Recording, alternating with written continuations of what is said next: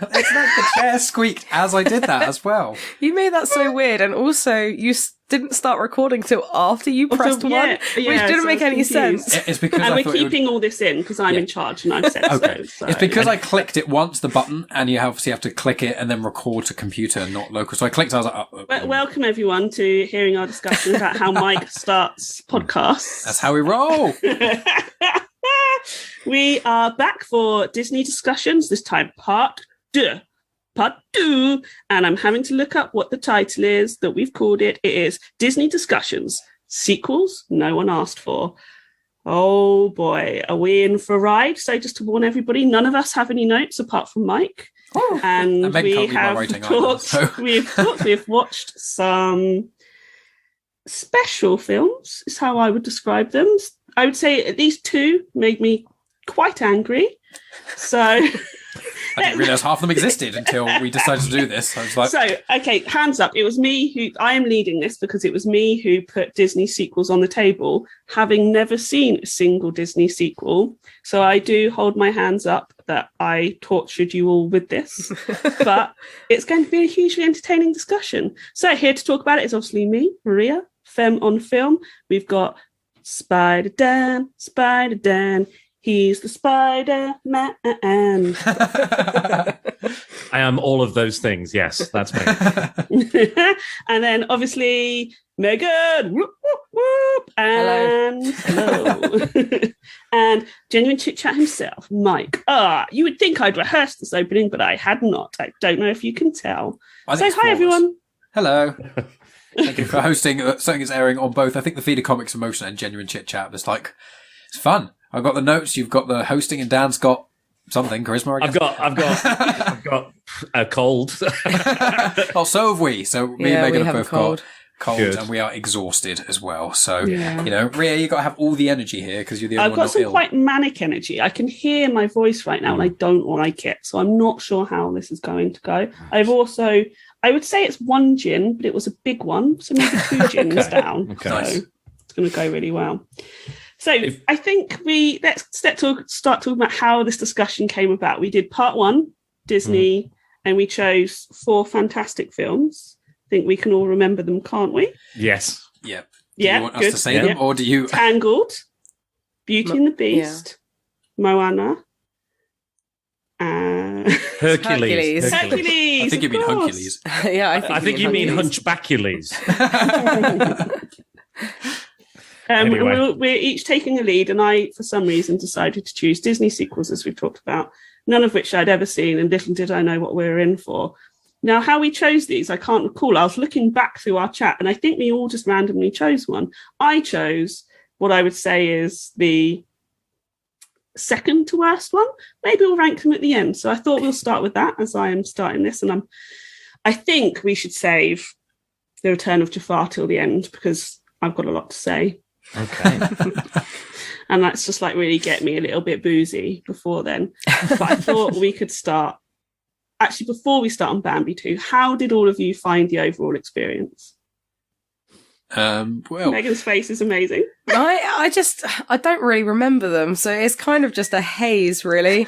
I think the past couple of weeks, or however long we've been watching the films, have just been so stressful that it's just all blended into one. I don't really remember them.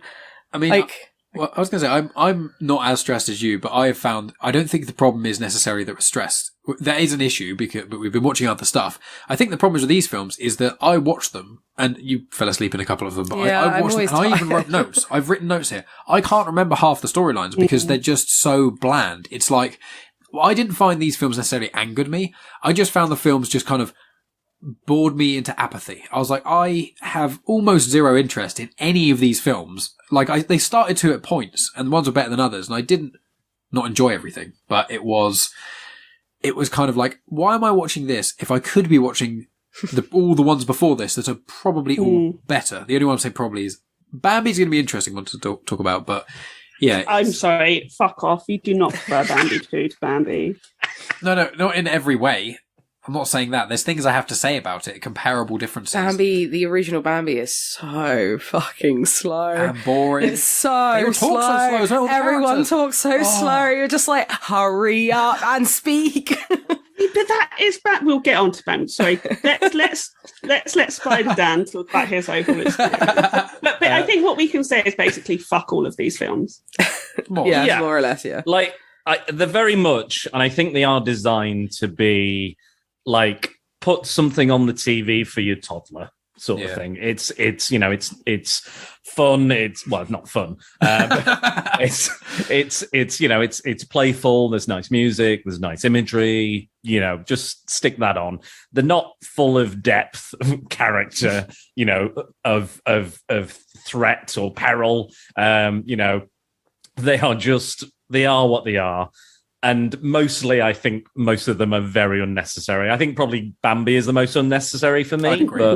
But they are what they are, and we'll get into them. But yeah, not my favorite podcasting research experience. I agree with that. I have to say, it was quite difficult. I did rewatch Bambi because I hadn't seen that in years. So I was like, I need to know how it follows on. How will I follow it? How will I follow anything in Bambi 2 if I haven't seen the first one? They're so complex, those films. Sweet innocent child. We did the same thing with most of them. So yeah, Mulan I'm fairly comfortable with. I watched Aladdin I think fairly recently as well, and some others. But yeah, that one specifically, I was like, I've got to watch Bambi again because I have no idea. I remember bits, but anyway. But yes, it was not an easy watch, and I think these are designed for like the cash-ins, aren't they? Really, they're just kind of. I imagine the people behind them didn't want them to be as kind of feckless cash-ins that they are, and they probably wanted to try and come up with something unique and a story. And fair play to them, but they failed. Just awful. I have to hard disagree with you on the fact that they created these for you to put your toddler in front of, because I started watching these a long, long time ago when I got COVID and was incredibly unwell. And at the same time, my 3-year-old got COVID and refused to sleep. Now, because I was so ill, I couldn't sleep anyway. So I would just get up with her, we'd sit in the spare room. And so for 3 days, basically, I tried to put these films on in the morning before she went to nursery. And about 20 minutes into every single one of them, she went, I don't like it. I don't want to watch it. I want to watch My Little Pony, which, of course, is amazing because My Little Pony, Friendship and Magic is amazing and you should all watch it. Truly good TV. And so even she was just like, I mean, I'll be fair, she is quite discerning. She does like Studio Ghibli. She's got strong taste. She can't stand like Cinderella and shit like that. So she's got good taste. But even she was just like, I'm not watching this, Dross. I'm not doing it. She just wasn't having any of it. So I don't even think toddlers enjoy it. I think they can even tell it's crap.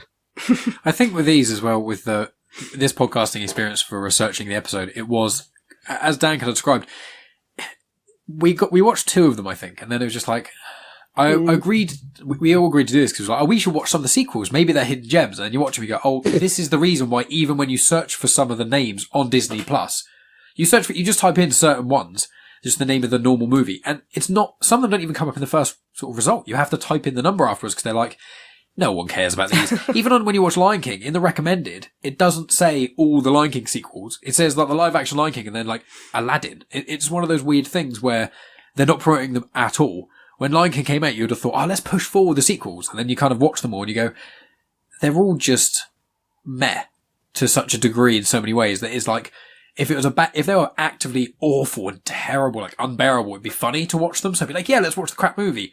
And if it was amazing, obviously it's great. But this was kind of like, they're all just kind of boring and kind of bland. They kind of just like, they're like 4 or 5s out of 10 almost every part. So it's like, not that high. I still enjoyed watching most of them, I think, to a degree. I would never want to watch them again. Says someone who agreed to do it and said, yeah, I like them. I'll never watch them again. Yeah. No, even if we're with kids and things like that, no, they're not going. Never again. Just put anything else on. Let's start with boring and bland then. Bambi 2. Oh yeah. What? Why? I was like, Bambi's great. Cute little fawn. Like, drip, drip, drop, little April showers. Lovely little ditty. Great ditty. Bambi 2, I chose. I regret it. I'm not going to lie. Megan, thoughts on Bambi 2?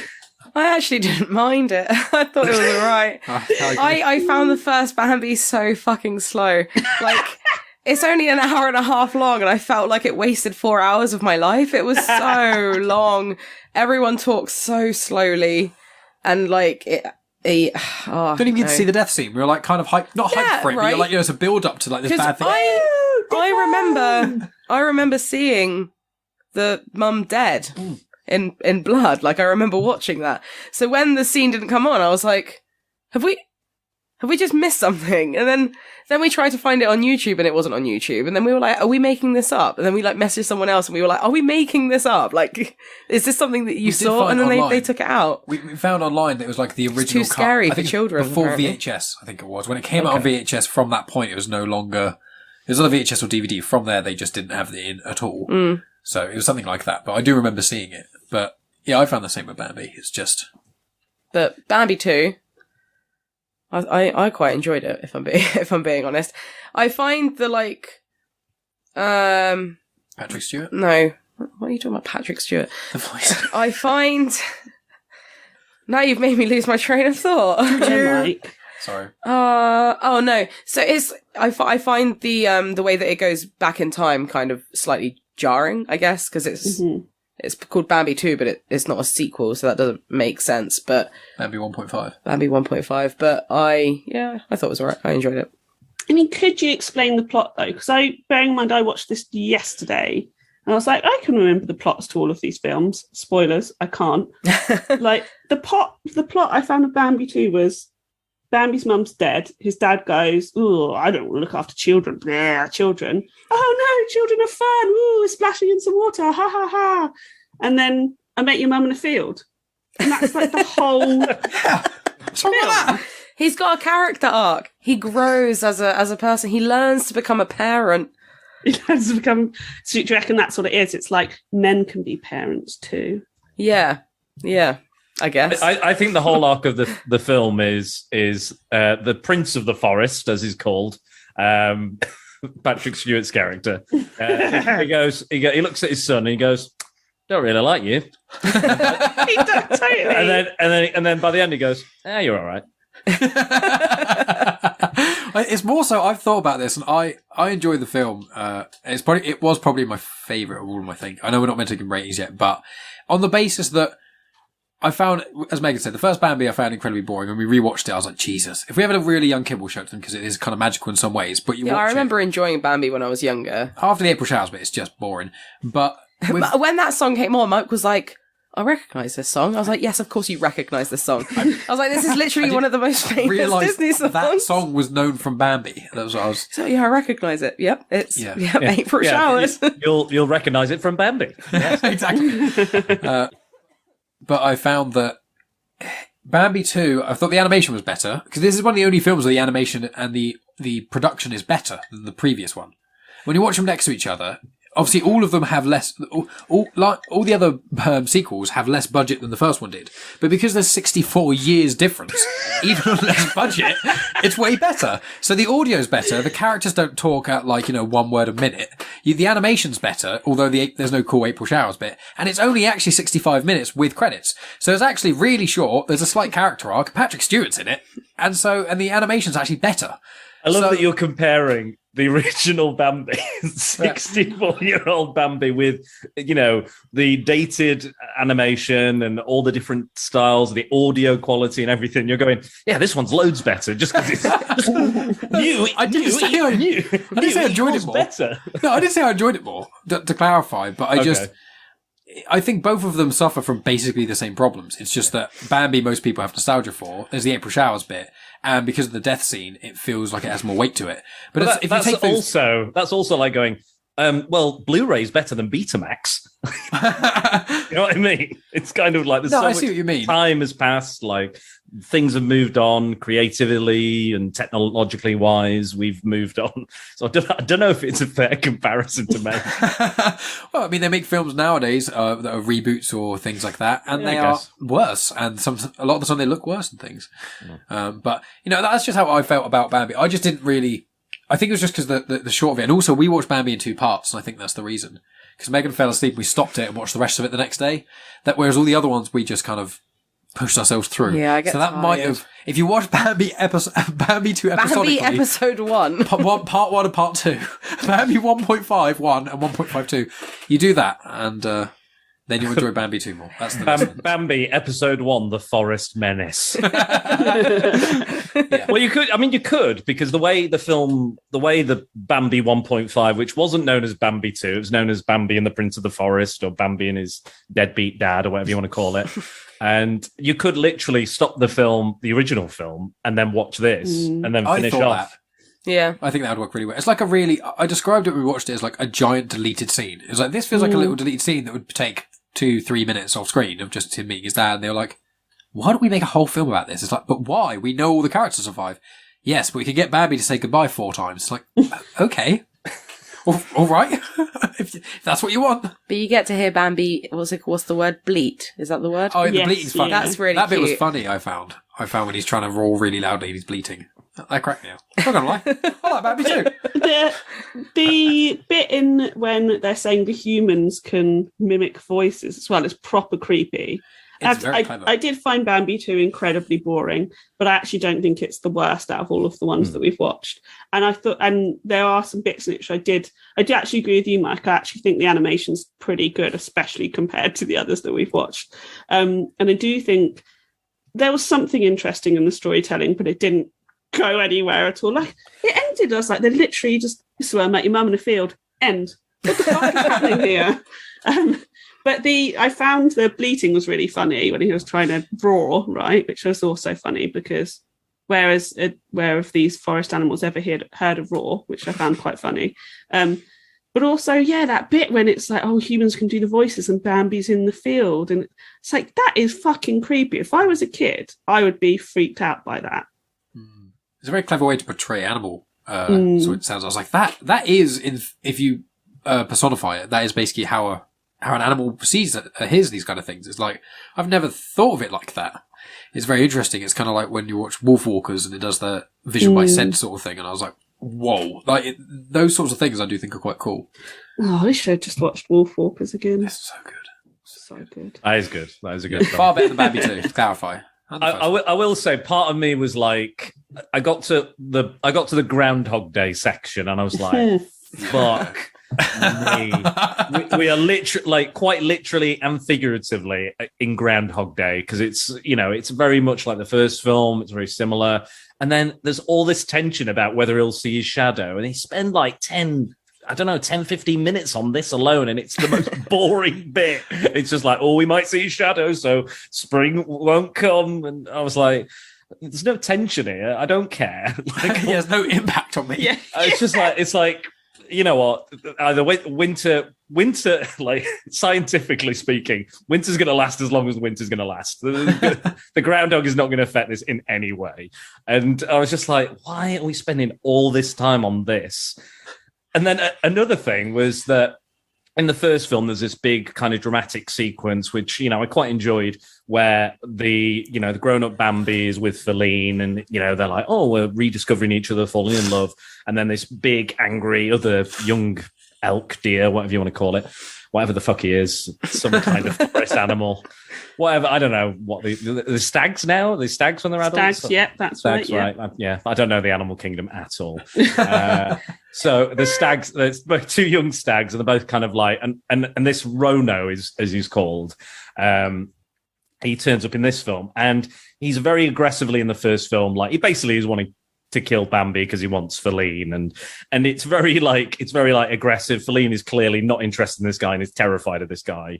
And I was like, okay, it's a potential rapist, is basically what this is saying. And then Bambi 2 went, oh, you know which character we need to humanize? The potential rapist from the first film. That's the one we're gonna give a little bit of a character art and just play around with. And then it's like, okay, so this character in Bambi 2 grows up to be that character.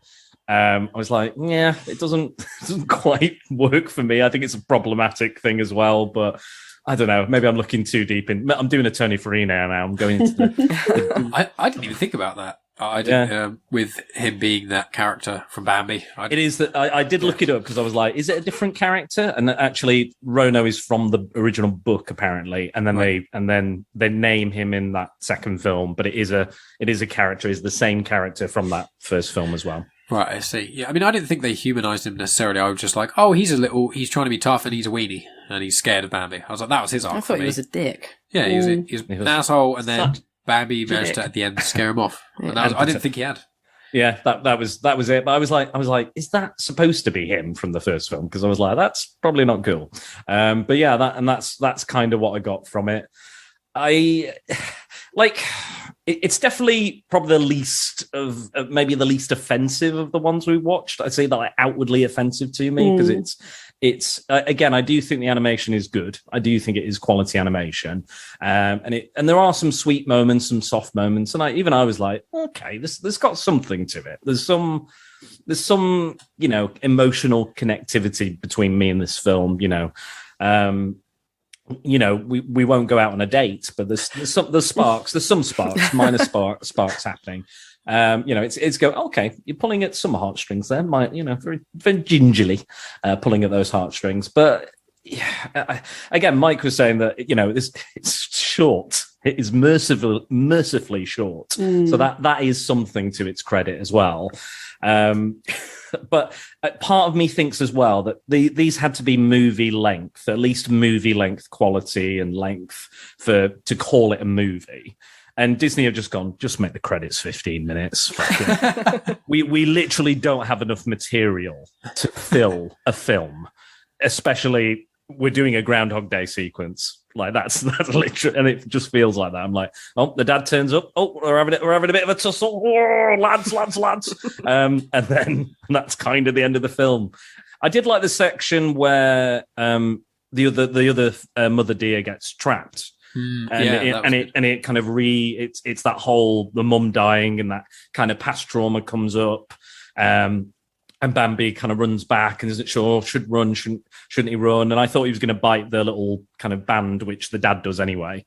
And the dogs are about as vicious and as disturbing as they are in the first film as well.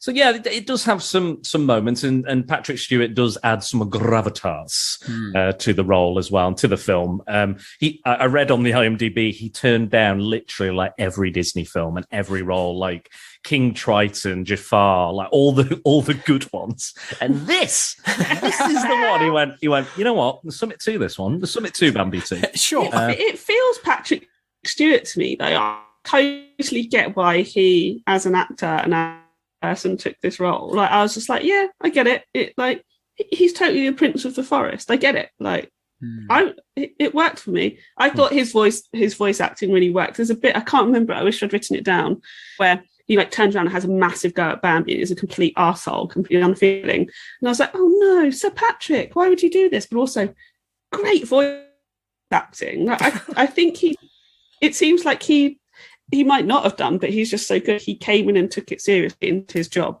and did his job well. And we all know how I feel about somebody who does their job well, Yeah. The weirdest thing for me have any of you read the original book, the original Bambi book? No. You got blank faces all around, so no. So I used to be obsessed with it. It really dark. Like when you read it as an adult, you go, it's really, I can't believe I was allowed to read this because I used to love Bambi.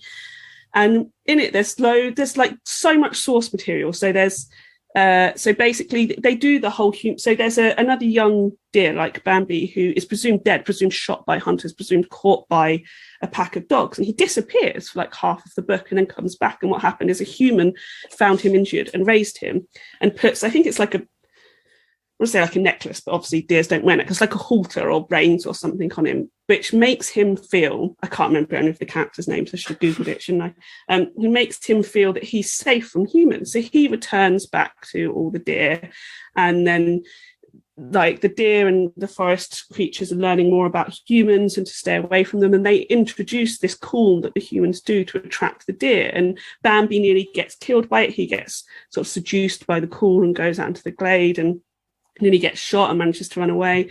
And that's what happens to this other deer. He sees human man and he presumes he's safe because he has been raised by a man, and then gets killed. And it's really fucking dark and disturbing. And again, I would read this on a regular basis. I really don't think I should have done. But I'm like, that is fantastic source material. Like, imagine doing that. And speaking, it doesn't have to be violent and scary like the book is, but you've got such good content there. And this is what you went with? It's so weird. Yeah. I'm waiting for the Maleficent style prequel about the huntsman, who is his family is starving. They're on their last legs, and he has to hunt. He doesn't like killing deers. He doesn't like killing any animals, but he has to do it to save his family. And he manages to kill Bambi, and he hates himself. Well, Bambi's mom, and hates himself. And then they have to eat it, and they're like, "Oh my God, why did we do this?" It's so tender and beautiful. Yeah. Oh, I love venison. Oh, that's the next live action Disney prequel. I'm sold on that. One thing with Bambi 2, I don't know why they didn't do this, is why wasn't half the film as it was, but a shortened version without the groundhog nonsense. And also I thought the music was all right. I thought certain parts were all right in it. But why didn't they have half of it what they kind of did, but then the second half as a sequel, like an actual sequel, so it just shows Bambi raising his son and what he does differently as a father?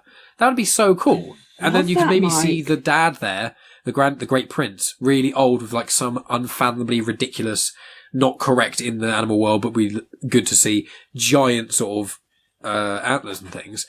And him learning as well, and then him playing with the thing, and then maybe he passes away, and then it's about Bambi kind of dealing with that element of things and being at peace with his parent dying. Like, you could have such an in-depth, deep thing to kids that they're doing now, more so with things like Coco and etc., which is teaching kids to deal with death and whatnot. But it could have worked really well in Bambi. They could have really utilised it rather than just being like, hey, this tiny period of time that we've got, when Bambi kind of goes off for a bit, why don't we just make him not go off yet, and then go off a couple of times and come back and just kind of have a play around, as long as we want, and then let him go. So, but there's a whole time period after that, or even any other time, and they're like, no, we want that tiny slither to write ourselves into a corner where we can't do anything with characters.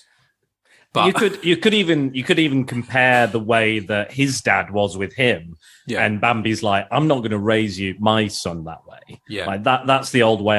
It didn't, it was a bad way of growing up. I'm going to be involved with my child. I'm going to raise him the right way. I might be the prince of the forest, which is a fucking non-title for me. What does that fucking mean? Like, I realized as well that Bambi opens the exact same way as Lion King does, because it's all like, look at the baby I made. Yeah. And they're like, oh yeah, we've done that quite a few times. We're literal rabbits. We do it all the time. It's not that impressive anymore. Look, I did a good baby. And I'm just so is Michael Gove in the room? Yes, that is my Michael. Topical? We've all seen the footage? No? I've heard something that Michael Gove's done recently, but I've not seen the nobody footage. wants my political chat. It's fine. We'll move on. Let's talk about Bambi some more.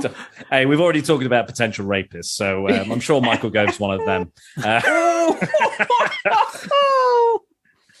I did not endorse that. No, nor did I. I'm not endorsing that. Spider-Dan. It was a joke. It was a joke. No, they're coming for you. Spider-Dan. Spider-Dan said he's a rapist. If it comes out in the newspaper, don't come crying to me. Like, if it might be true, who knows? But I can't remember what my point was now. It was about the father. It's starting the same as the Bambi II, right? Lion King 2, yeah, it's the same. It's the whole thing. But I just thought. Yeah, I don't know. I've lost my train of thought, so somebody else. Well, I think that's a beautiful segue into talking about Lion King 2, Simba's Pride. Yes. I think you've done an accidental segue. So whose choice, using the term loosely, was this one? Dan, which one did you choose? I chose Return of Jafar because I thought we hate you. Okay, so I thought we had to defend them. So did I was you choose Mulan? I think I must have chosen Mulan 2, and then you chose I chose, because Lion King 2 is the only one I've seen Lion King 2 and Aladdin 2 before this point, but I could barely remember anything past the first 10 minutes. So maybe when I was a kid, I watched the first 10 minutes. I also can't remember past the first. No, but I meant when I was a kid, I couldn't. I now can remember Lion King 2. I'm saying I can't. It's basically the same as Lion King 1, but with a girl, isn't it? That's what they... Not... In essence, it's less than that, but the start of it is the exact same. It's they're holding up. Yeah, no, I remember that because I was telling you to take a picture of it for your podcast. Yeah, I was like, get the right shot. I was like, get the right shot. This is it, Mike. Go. Yeah. Art directing. Yeah. Yeah. So come on, Mike. You kick us off on Lion King 2, Simba's Pride. Well, once again, I didn't. So proud. I didn't hate this. I think this is. I would probably argue this would be considered the best of them, I think, because it's not Lion King, because Lion King is near enough the perfect movie in what it's trying to achieve. But it's basically just, I found, the music is pretty good. I know the intro song, Megan, you told me that it's in the musical. So the stage production. But I haven't seen that. I just know that that's a song in it. Yeah, we're seeing that in a few months. I was speaking to Natalie about it, and she said, Lion King 2, He Lives in You, absolute banger. Yeah. Yeah, there's a few songs. It is a that good are song. But I just think this is almost like if you rated Lion King out of 10 for every element, animation, voice acting, story, plot, everything, all you do is get Lion King 2 and just go, 2 below that, 3 below that, 1 below that. And you just go, almost if it's like a sound dial, you just put your hand on there and go, whoop, just down a bit. And it's one of those films where unless you're trying to almost watch loads of films in the franchise, kind of like when we watch the Halloween movies and we see Jamie Lee Curtis in them all. It's like, I'm only watching this kind of for the sake of it because she's in there. This is like, I'm only really watching this kind of for the sake of it because there's the same sort of characters. Timon and Pumbaa are in it. It's pretty inoffensive. It's fun. If you adore The Lion King, and are a child, you'd probably enjoy this because it's more of the same. It changes a bit, but yeah, that's more or less my rambly. And did you have anything to add to that? No, my only thing is, how old is Rafiki? How old is that monkey? I've never. I said to Mike, I was just like, he must be fucking ancient. When you said the weird stuff about him, when he was pushing people. Oh yeah, and there was a weird bit with Rafiki where he was forcing the two cubs to kiss each other essentially because they were booping their snoots, weren't they? And he was forcing them to do it. I was like, I don't think I like that. Kovu or Kovu or Kovu and yeah, I was going to say his song. I can't even remember the lyrics, but it's about this mystical place that's romantic. I was just like, it's it's Kiss the Girl, isn't it, from Little Mermaid? That's literally all it is, and it's not as good. Unfortunately, no. I would say though, Gilbert Gottfried's songs I could not stand. I'm thinking of the wrong film. I'm thinking of Aladdin II. So we have to pause that because I'm getting ahead of myself. I was thinking about, R.I.P. Gilbert Gottfried. Yeah, of course. But I'll have to pencil that. Forget I said anything about that element. But yeah, I mean, the animation's slightly worse. Timon and Pumbaa are slightly less funny. They're kind of dickish as well, aren't they? And useless. So it takes away from their character a little bit. You're like, now I like you both slightly less than I did before. So. It's surprising with these sequels as well. I didn't think any of the voice actors would return. Yeah. But the majority of them in all the films, minus probably Bambi because most of them were probably dead. The original voice actors, they came back. I don't know how much money they threw their way. I assume very little, but you never know. And yeah, there was Timon and Pumbaa, Matthew Broderick, and the guy who plays Rafiki. I can't remember his name. And in Aladdin as well, most of the cast return as well. So it's weird considering that obviously there's a lot less budget behind them, there's a lot less production value as well.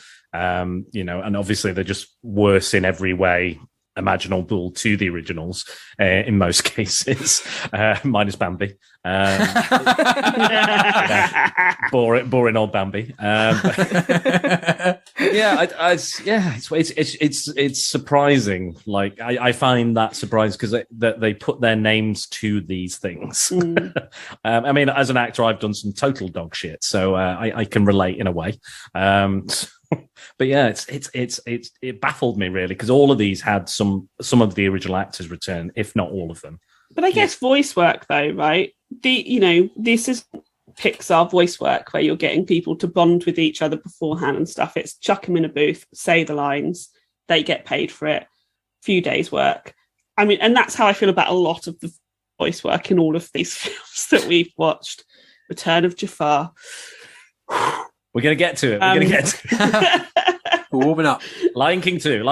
Yes, Lion King 2 focused. I didn't feel the voice work was that bad in Lion King. This was my favourite out of the 4 that we watched. I think there's some fundamental flaws in the animation towards the end, which I was just like, this is just lazy, and pissed me off royally when they're fighting in the rain. So the weird lion fight at the end where they get all the female lions to fight, and I was just like, how lions fight? Do they all just Avengers walk at each other and then fight, just walk in a line and then fight? I didn't like that. I thought it was really bad. But then also with the rain, and it made them all look like they had beards because they hadn't bothered to animate their wet faces properly. And I was like, that is just lazy. That is just rushing to get this out. And it's really disappointing because I feel like compared to many of the others that we've seen, they did take some time on the plot. You know, it is, I think I said in the Discord, and then I saw it mentioned afterwards, it is Romeo and Juliet with lions. And I actually think it is quite an interesting plot. Like I also said in our Discord chat. So the plot is, oh my God, I'm not going to remember the plot. Simba and Nala have a daughter, Kiara. They hold her up. For some reason, Kovu is Scar's adopted son or something. I don't know. But Kovu's mum, oh my God, I can't remember any of the names. Zero. I was close. You. I knew it began with a Z. Yeah. I've also got the Wikipedia open, so I should just go and click on it. I've got all the character names written down if you need Excellent, to. love it. You know, she's like, oh, you're his successor. You deserve to be leading the pride, and I love her plan. Love a scheming lady, and she is like, what I'm going to do is I'm going to raise you so you're totally on our side, and you know you're going to infiltrate. So you're going to like do the classic fall in love, and make her fall in love with you, and then kill them all. Kill Simba. Like, pretty cool plan. I'm up for it.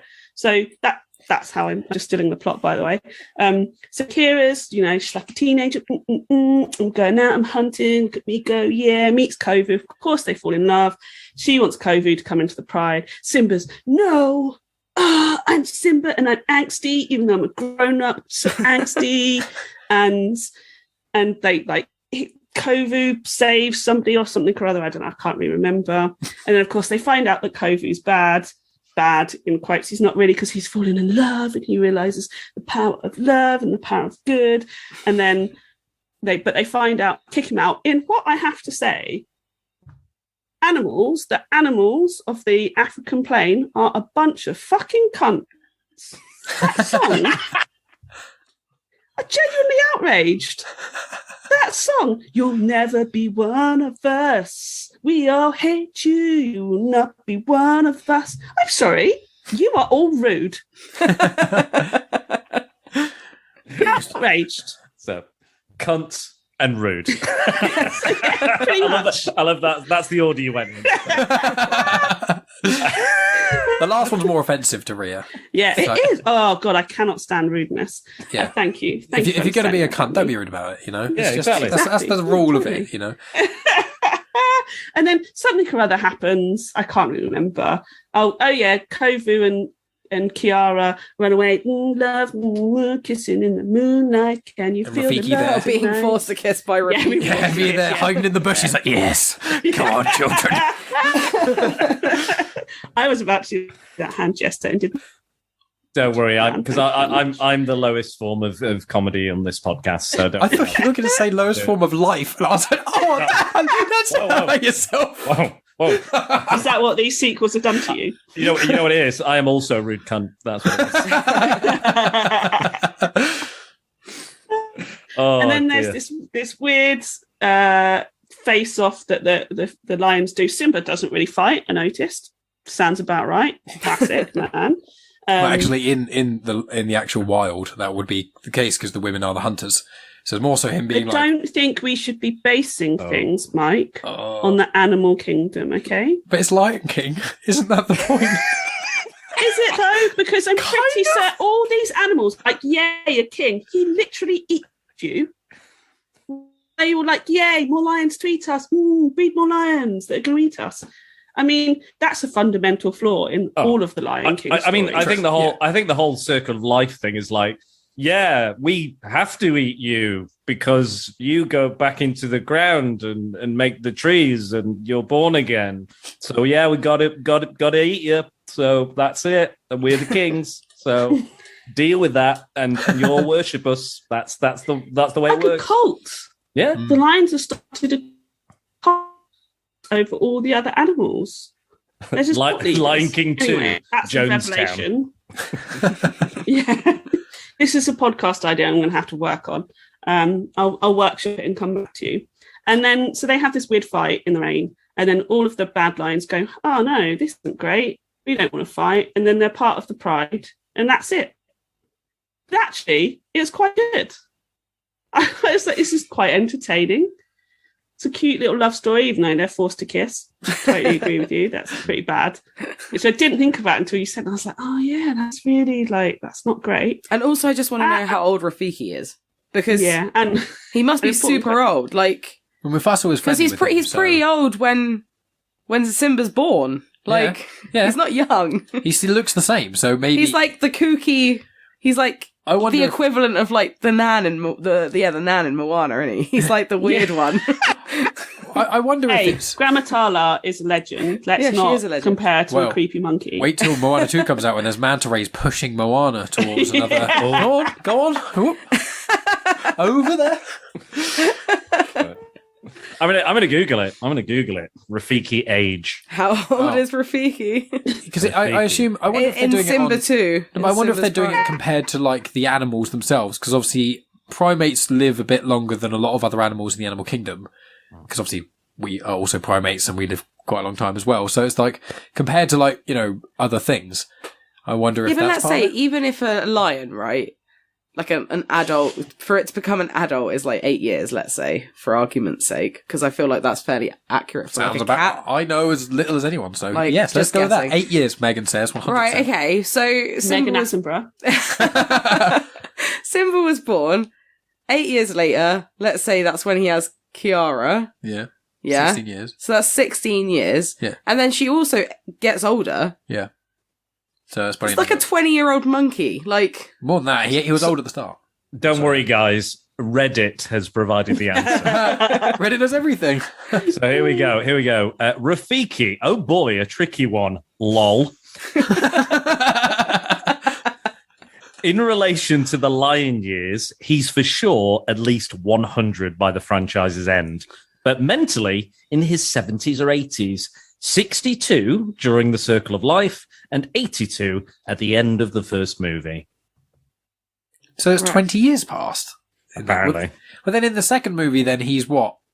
102? I don't care. what kind of monkey is he? He's a baboon. He's a baboon. Baboon, yeah. Now I need to find out how old baboons live, because I'm pretty sure they don't live over 100. Give me a minute. Google. Give me a minute. Dan, you need to start talking. Okay, I'll do some talking, I guess. I will say this, I think it's cool to have a female villain. I think the voice actress is really good, but the way they've drawn her has zero subtlety. Yeah. It's like I look at her and I go, "You're clearly the villain." Even if you weren't, you're clearly the villain in this. No matter what kind of thing you're doing with your acting or anything, the way they've drawn you, it's like there was subtlety and grace and pathos to Scar. Like you almost identified with him and were kind of like, I like him. I kind of like him. I would admit, as a child, I fancied Scar. There Not you go. Not. I can't even remember Simba's dad's name. Mufasa. Thank you. It shows how deep my my get the other guy. Yeah. I'm all about the bad boy lion. that one died first, so he is worthless. He is weak. He's weak. But there was so much that in Jeremy Irons, whether you like him or not, with his personal politics and whatever. Boo. He brought that character to life. And they even do a Be Prepared song in this, which is her song, which again, it's not great, but it's just I'm just like, well, this is a crap version of that. I'm just like, I could just be watching that, which is a great song. And yeah, there was a lot of that. I think it's Neve Campbell as Kiara, I think. It is, yeah. I think she's good. I think, I did think they didn't really spend a lot of time together in the film. So I was like, I don't think they've really built much chemistry. But I like that they both kind of made each other better and stronger. Like one of them knows how to hunt. The other one doesn't really know how to roar. So they teach each other how to be like two better people, lions. Their relationship felt more genuine than Simba and others, I think, from first film, because they know each other as kids and then they meet each other and like, oh yeah, love. And I actually felt we spent I sort of disagree. For a short children's film that's Disney and animated, I think we spent a lot more time with them than we normally would. You know, Cinderella literally has one dance with the prince, for example, and that's it, and they love each other. And he's like, oh, she's got tiny feet, sexy, turns me on, and that's it. I mean, you've clearly been on the internet, I just summed up Oh yeah, yeah. I didn't hate it. This is actually my second attempt to watch it because I did try to watch it for the podcast with Natalie on Spider-Dan and the Secret Boars. Download now. And 4 hours of it. But I couldn't finish it. She banged on about how good it was and there's a female villain, and I'm kind of glad I didn't finish it. But now I had to watch the whole thing again anyway because I'd forgotten what the first half was. So I was like, let's just do it. I'm just going to do it. And yeah, I think it's maybe this one's the least offensive to me. I don't know.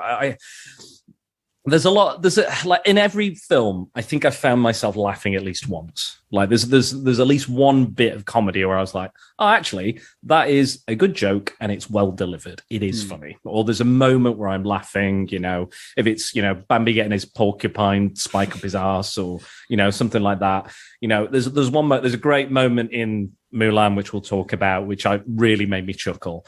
And there's little moments where I'm like, yeah, they got it there. They really nailed something there. And then for most of the rest of the film, I was like, shit, I really wish any of these, like a lot of them don't even have comedy. I wouldn't call it comedy. It's just like horrible characters being horrible to their mates, basically. But again, we'll get onto that. But no, I think I still don't really have a particular favorite, but I think there's stuff that's maybe forgivable about all of them. There's something where I'm like, okay, there's something here, or there's something there. But I think as a whole, all of the films are not good on a whole. But I think there's moments, and me, I'm very forgiving of films. If you listen to my podcast, I'm pretty forgiving of most films. But so even when I'm quite critical or I'm bashing things, I still kind of love them in a little way. And I think with these, it's kind of the same. It's again, never return to them. But I like it, but I never return. But yeah, there's something there, and I think this probably has the most solid story. Again, it is based on Shakespeare, so you can't really go wrong with that, can you? It's the classic form of storytelling, and we all know that classic story. And it works because the first one was Hamlet, obviously, and we see that play out. So it makes sense. Again, it is what it is. But yeah, I didn't hate it, didn't love it. Any other thoughts on Simba's Pride? Or should we, Megan? Do you want to take the reins? I want to hear some Megan hot takes because we've not heard much from you about what Lion King, anything about it at all. The age. I don't really remember it, to be honest. And then segue us through to Mulan 2. That's what I want from you now. There we go. I love a Megan hot take. We've got to hear it. Well, here's some notes as well, just in case you need to remember. There's the plot for you. So where did you fall asleep in Lion King 2 Simba's Oh, that's Pride? good. That's a good question. Where did I fall asleep? That's more of a question almost that I asked. Is there a bit where they run across water? Probably. But, I mean, they go to an oasis, don't they, at some point? So there's probably some water. I didn't remember that bit, and I was awake for the whole thing. But I could also be getting that confused with the first one, because there's a... Are you thinking of the drip, drip, drop, little April Carol? Did you know? Oh my God, I recognise that song. It's apparently really famous. Yes, that's not what I said, but yes. What is that from? What is that song from? I recognise it. Yeah, Bambi. It's really cool that they sampled it. It's really cool that they sampled it in this 1945 film. Yes. I mean, I agree with most people. Like with the Lion King 2, or whatever it's called, Simba's Pride. Like, as whoever said the villain is the villain, you can tell straight away that it's the villain. And she also has a specific accent that kind of sounds like British-esque, which generally means that they're also a villain. But yeah, I don't really know how to segue it to Mulan 2. You've just done it. So, there you go. Here we go. Mulan 2. Oh, sorry, I am going to interrupt your segue. Baboons. Yes. Exactly, right? It's the most important bit of the podcast. They live for 35 to 45 years. I said 30 to 40. Yeah. Rafiki must be magic. He must be magical. Well, yeah. You give that he is. I mean, he speaks to dead lions. So I actually really liked that scene in Simba 2. I liked the scene where he spoke to Mufasa through the wind and stuff. I thought that was cool. The non-shaggable Mufasa. Well, is if you're creative enough. You heard it here. You just have to hang something from the ceiling at the right angle, and I'm just learning. Blow the wind at the right angle, and it'll fall. I love that on the previous podcast we talked about how shaggable the Beast was, and now we're talking about how shaggable Scar is. I think you might have a kind of a fur fetish, Ria. I don't know. There's something going on. Look, I just like hot cartoon characters. I also like hot humanoid cartoon Real characters. Real boys. That's Pinocchio. He's a cartoon character. I do not fancy Pinocchio. I do not want that nose anywhere near me. I was about to say. No, It's coming towards you. Can't escape. No woman wants that. Rafiki is pushing your head towards Pinocchio's nose. There's splinters and everything. It'd be awful. That's funny. So, Just to clarify, everyone, I thought that was humorous. I felt the need to say it out loud. If you're not watching the video podcast, you may not have realised that Megan was laughing. So, just so you're all aware, Megan was among us. That's one funny out of one funny by Megan. Okay. You know, See if we can get any people more. who instead of laughing go, "That's funny." I find that really weird because I feel like obviously somebody's told them about their laugh or whatever, so they have to repress their laugh. So I feel like it's one of two things. They either have to repress their laugh because people have said things about their laughs. They've learned not to laugh. So instead they go, "That's funny." Or they're psychopaths. So I find people say "that's funny" instead of laughing very disturbing. I'm a psychopath then because I laugh all the time. Megan laughs while saying it. Watch this. Yeah, but she's laughing while saying it, so it's fine. But it's when they say it instead of laughing. So people... That's funny. So people Can't give who it a straight can't see face. this are like, fucking psychopath. No, I have a cackle that comes out to play sometimes. Megan has various degrees of laughter. I do have various degrees So it depends of where you laughter. get... If I'm really, really funny, which is quite often, I give her hiccups. And then she yells at me that she was like, "Why'd you have to give me hiccups?" Sorry, just a humble brag. If I'm really, really funny, which is all the time. All the time. Every fucking day. I'm as tall as the other tall boys. Yes. I'm very tall. I'm very funny. I'm very tall. Very funny. Just so you know. No, that was intentionally a joke. I'm glad where that went. But Megan, Mulan 2. Mulan 2, I did not care for. I don't think. I'm like reading through these notes and I'm like, "Ah, shit, yeah, I remember it now." It's just naff, isn't it? It's just like, "Oh, well, we fought on the battlefield together and then you nearly killed me because I'm a woman. But then obviously I saved China, so let's get engaged." Like, they don't know each other properly. And then she's like, "Oh, what if I'm making a mistake?" It's like, "Well, you've literally known him for like 10 days, so yeah, probably." And that's that, innit? That's the film. There's a bit more to it than that. I mean, Then they get invited to go fight again, don't they? Yeah. So, I mean, yeah and no. So they both obviously... I'm taking this very seriously. I'm taking it very... Because this is the one I disliked. I actively disliked this one quite a bit. Because the whole premise of the film is... I love the message. It is, I have a duty and I've got what I want. It's the big kind of characters have that. They're like, this is the thing I should be doing. This is the thing I must do. But this is really what I want. And it is at odds with this. And Mulan is very much about that. She is given a mission by the emperor. And the idea is that the Mongols are invading. They're coming. The Mongols are coming. They've not fully defeated from the last film. They're coming back to massacre China. Okay. Like, bear that in mind. And what they're going to do is they're going to team up with another Chinese province or what have you, and they're going to, blend the families, blend the lands, whatever you want to call them, countries, areas, whatever, towns, I don't know, cities, whatever they are. Anyway, he decides to marry off his daughters to this other area's daughters, and this is their duty to do. Oh yeah, I'm remembering this now. Here we go. And the idea, do you have the notes, Megan? Says it right there. Second one. Princesses. It's all right. I'm bringing it to life, Mike. It's not just written down. No, this is what I need. This is what I need. Here we go. So Mulan and what's his name?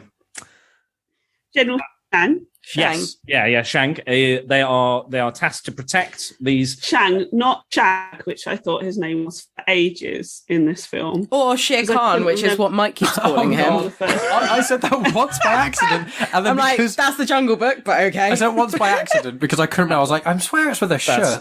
That's Indian, not Chinese. Yeah, no, I'm not saying that. But I said that once, and I was like, racist Mark. And then after I said it once, because Megan was like made a fuss about it. Be like, can't believe you think it was Shere Khan, that's Jungle Book. I was like, okay. And then every time he was on screen, I was like, look, there's Shere Khan. So I want to clarify, I did completely forget his name, but that was why I kept saying it. She didn't tell me his name, and I'm so insensitive, I can't pick it up. I want to clarify that. But yeah, anyway, Shere Khan. So on that, I do have an anecdote. So, do you remember when the film Crazy Rich Asians came out? And I was like, this is amazing. It's come out. I think it's really important. We haven't seen it, but yes.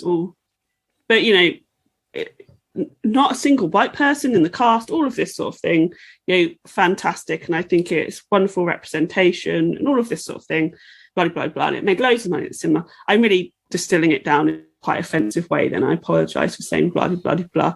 But I'm trying to move on with the anecdote. It was a very successful film. And so it should have been, I thought, incredibly well-made film. So pleased that it did so well. I was saying this to somebody, and I was saying how I really wanted to see it, and I couldn't go to cinema to see it because I had a small child. I was like, I can't wait for it to be out on streaming. I can watch it. I read the book, really liked the book. Can't wait to watch the film. So many good things about it. And they said to me, "Don't they have enough films, with Bollywood?" And I was like, wow. Not the right kind of Asian. Wow. Don't they have enough? Because they're the most successful. Because the point they were trying to make is obviously like Bollywood is incredibly successful and huge. Like Bollywood films, you can't give them a single genre. They're so interesting and so they cover so many different things and so many different stories. They have amazing actors and all of this sort of thing. So what they were saying was coming from a place of, isn't it amazing because they already have this thing, but also super racist. I was like, that's one of the most racist things I've heard. Great. Now let me explain to you how Asian isn't one thing.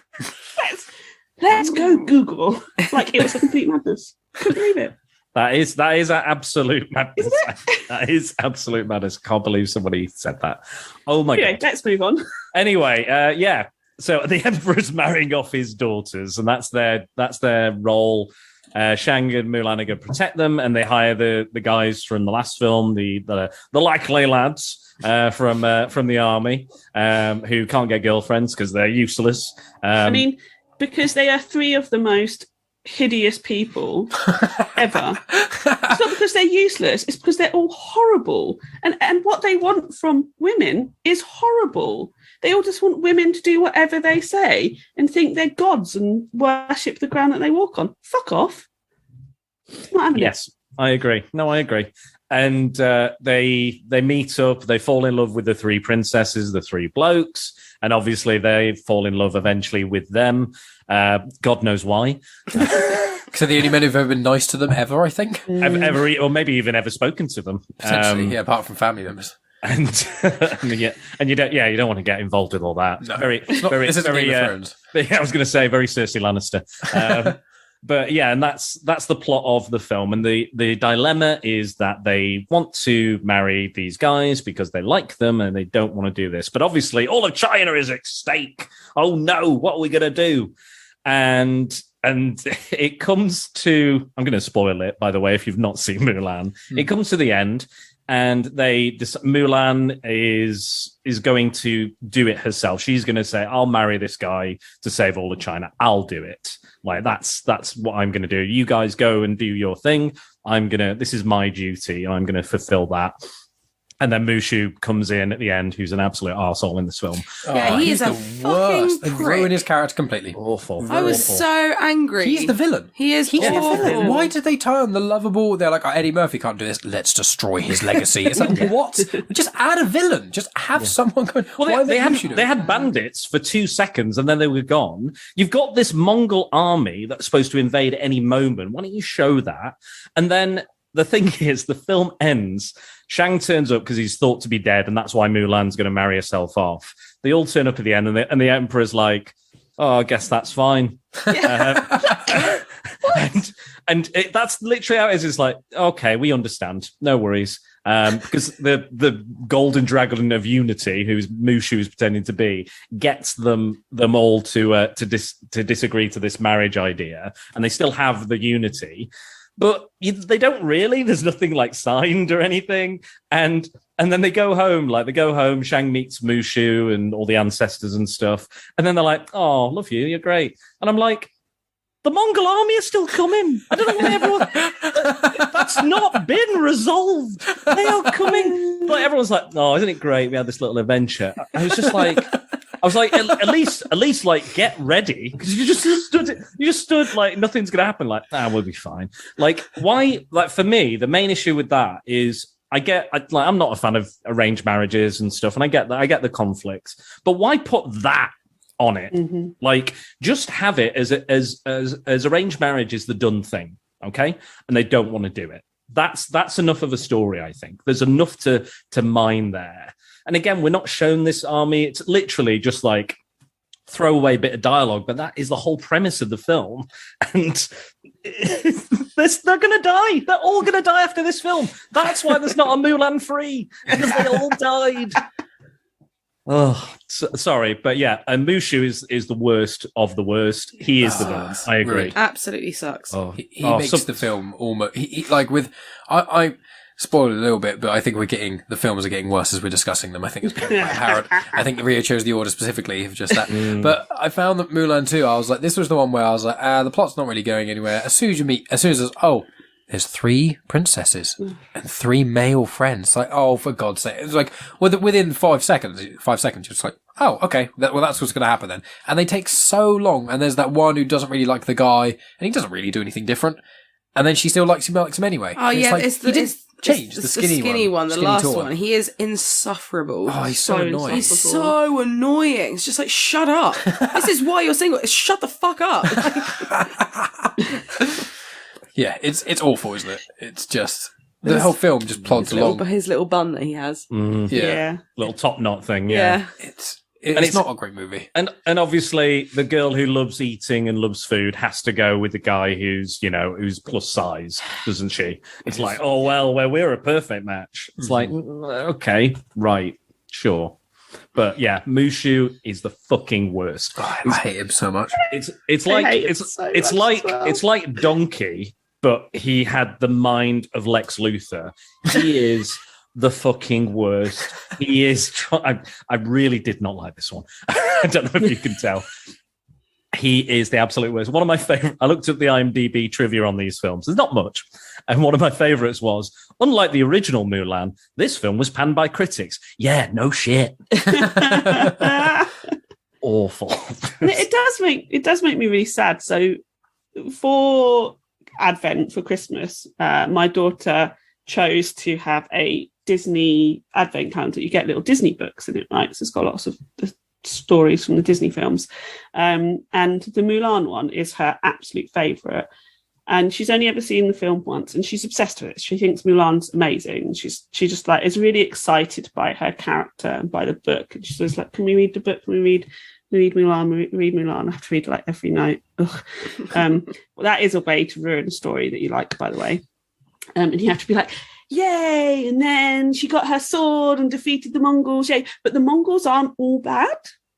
that's what you have to do as well, because obviously, you're like this. So this was at a time when this happened, but we're fine with the Mongols now. So you have to do that as well, which like overcomplicates the story. That's a little sidestep. So she loves that story, and she loves Mulan. She thinks she's cool. And I'm just like, I am never showing her this film ever, as far as she is going to be aware, until she is able to have Disney Plus herself when she is older, that Mulan 2 exists. I just don't want her to see it, because I just feel like it completely trashes everything the first film does. And the first film is not perfect at all. No. But Mulan is such an interesting character and female character within the Disney canon. And I'm just like, I don't want to ruin that for her. I don't want to take away that love. I just don't want her to like this film because she's 3. And she's like, oh yeah, it's Mulan again, and I think she's great. And it's like, but the rest is so bad. I don't like it. It's one of those things with, I just want to say with Mulan, like the live action one it's I think equally as unenjoyable, but in a completely different way.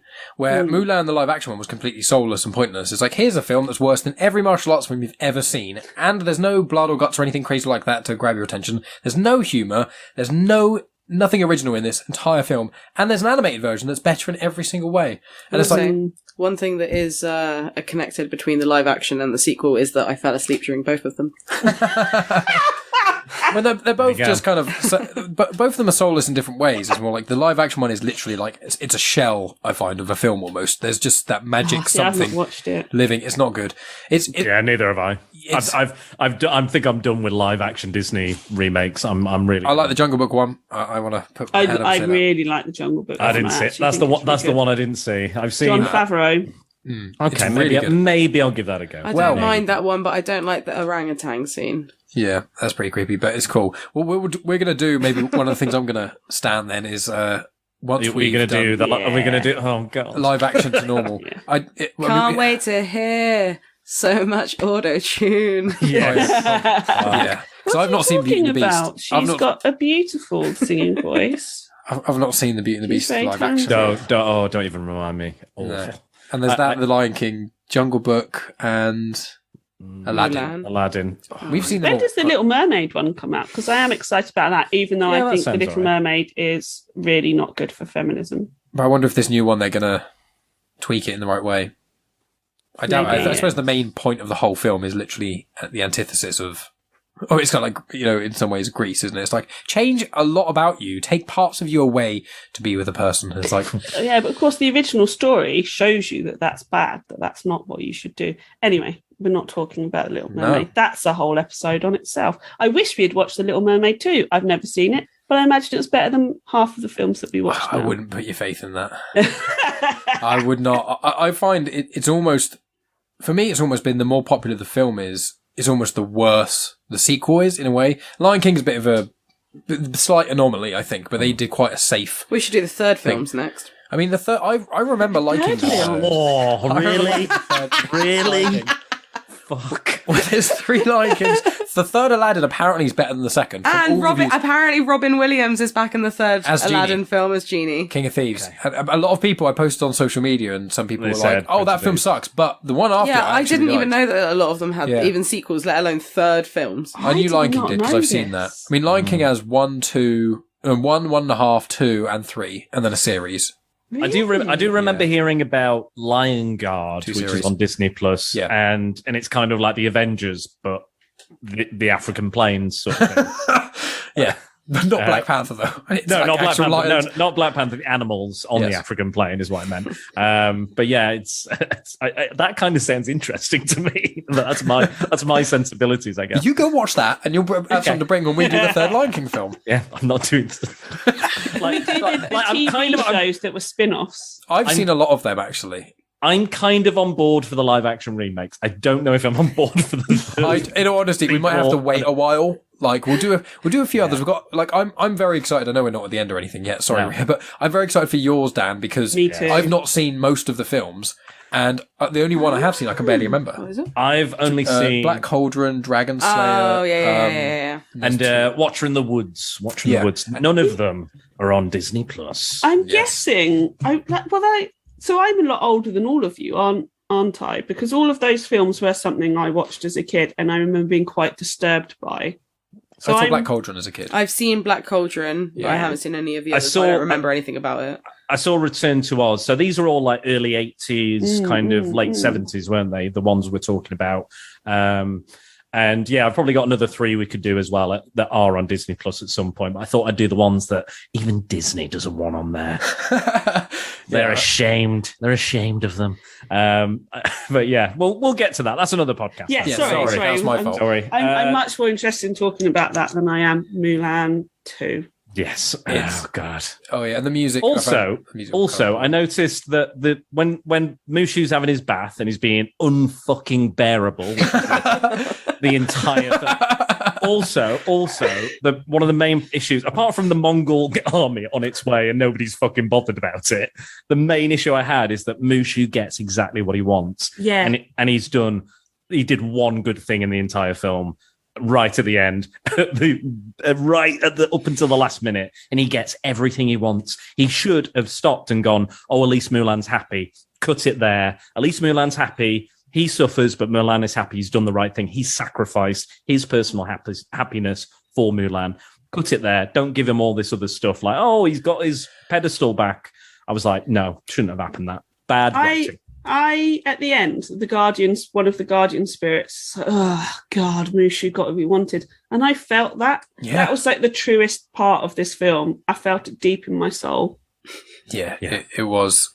It wasn't. It was this film where it kind of started, and I was like, "Oh, what's the plot?" And it's about 3 princesses. I was like, "Okay, well, this can be boring." But they mentioned the Mongol army, and I was like, "Oh, maybe there's going to be maybe some sort of battle scene that might be cool." And then it just doesn't.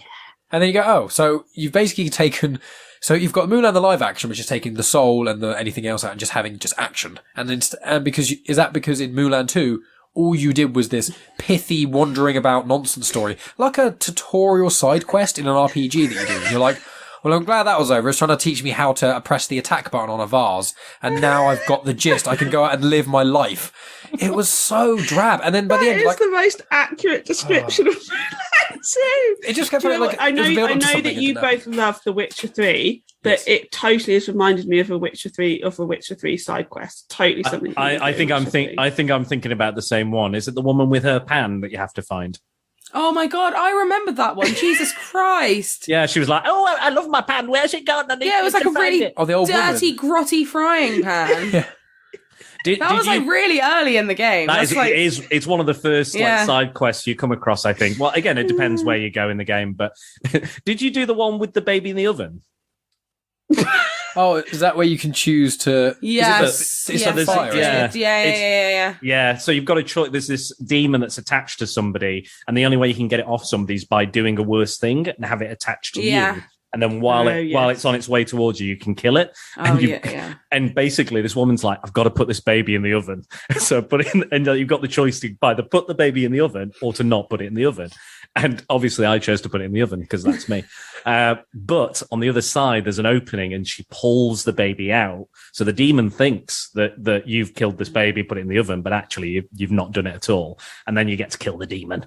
But I just enjoyed that the game gave me a choice like that. An impossible choice. Mulan 2 was shit. That's why I'm talking about The Witcher instead of... We keep going on tangents. I could literally talk about The Witcher all day. We haven't even gone to Aladdin 2. That's the thing we need to Let's get there now. Mulan, anytime we talk about Mulan, all of us have been like, let's just talk about something else instead. And we do one sentence. Yeah, it's just boring and not worth it. Yeah. Return of Jafar. The best Disney animated film, I think, in the history of the animation studios. I think it's the best film I've ever seen. Yeah. Could be. Ever. It's better than Shawshank Redemption, I'd say. I think it is. Godfather.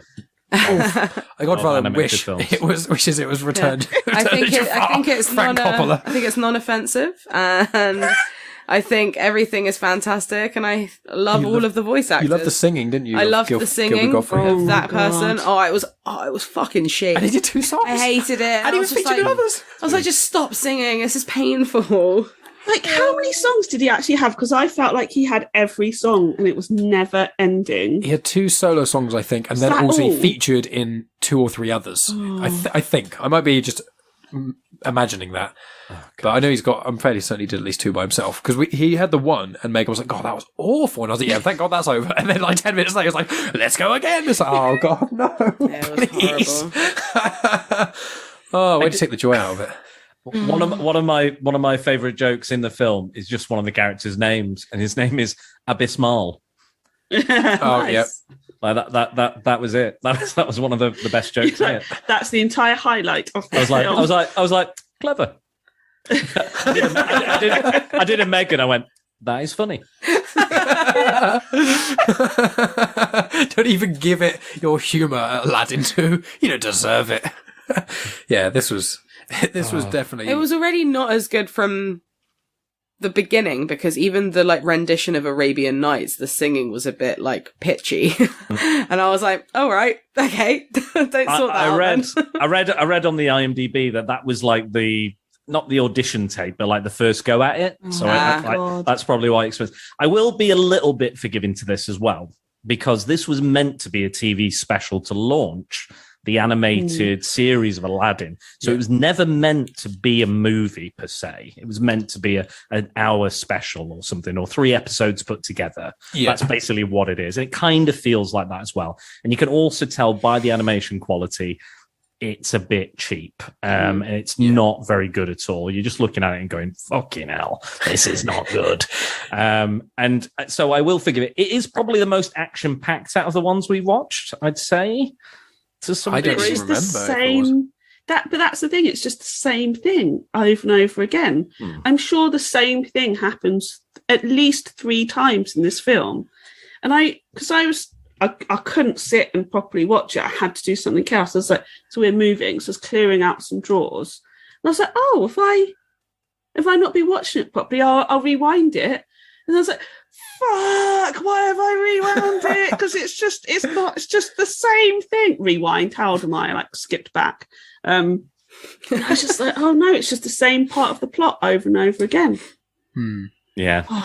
Oh, he's got the lamp. He's going to make the wish. He's not going to make the wish. Like, Jafar is bending those fucking rules in this as well. Right, this is what I want to talk. There's so many things I want to talk about. One, Jafar and bending the rules of being a genie. And I can't stand this. So the first film's so good because it makes the rules incredibly clear and it's great world building. It is flawed, obviously, especially when you look back at it now. You go, not happy with that. But in terms of world building and what the genie can and can't do, they even say it in the film. Like in the first one, when Aladdin's drowning, Genie says, I cannot do it unless you say it. So, he has to go, rah, rah, rah, rah, and moves Aladdin's jaw around, right? So we get all this world building. Now, in this film, Jafar is the genie. So the guy who rubs the lamp and gets his wish gives him like an evil version of the wish. Now that, to me, breaks the world building. That is not, the genie doesn't get to decide that.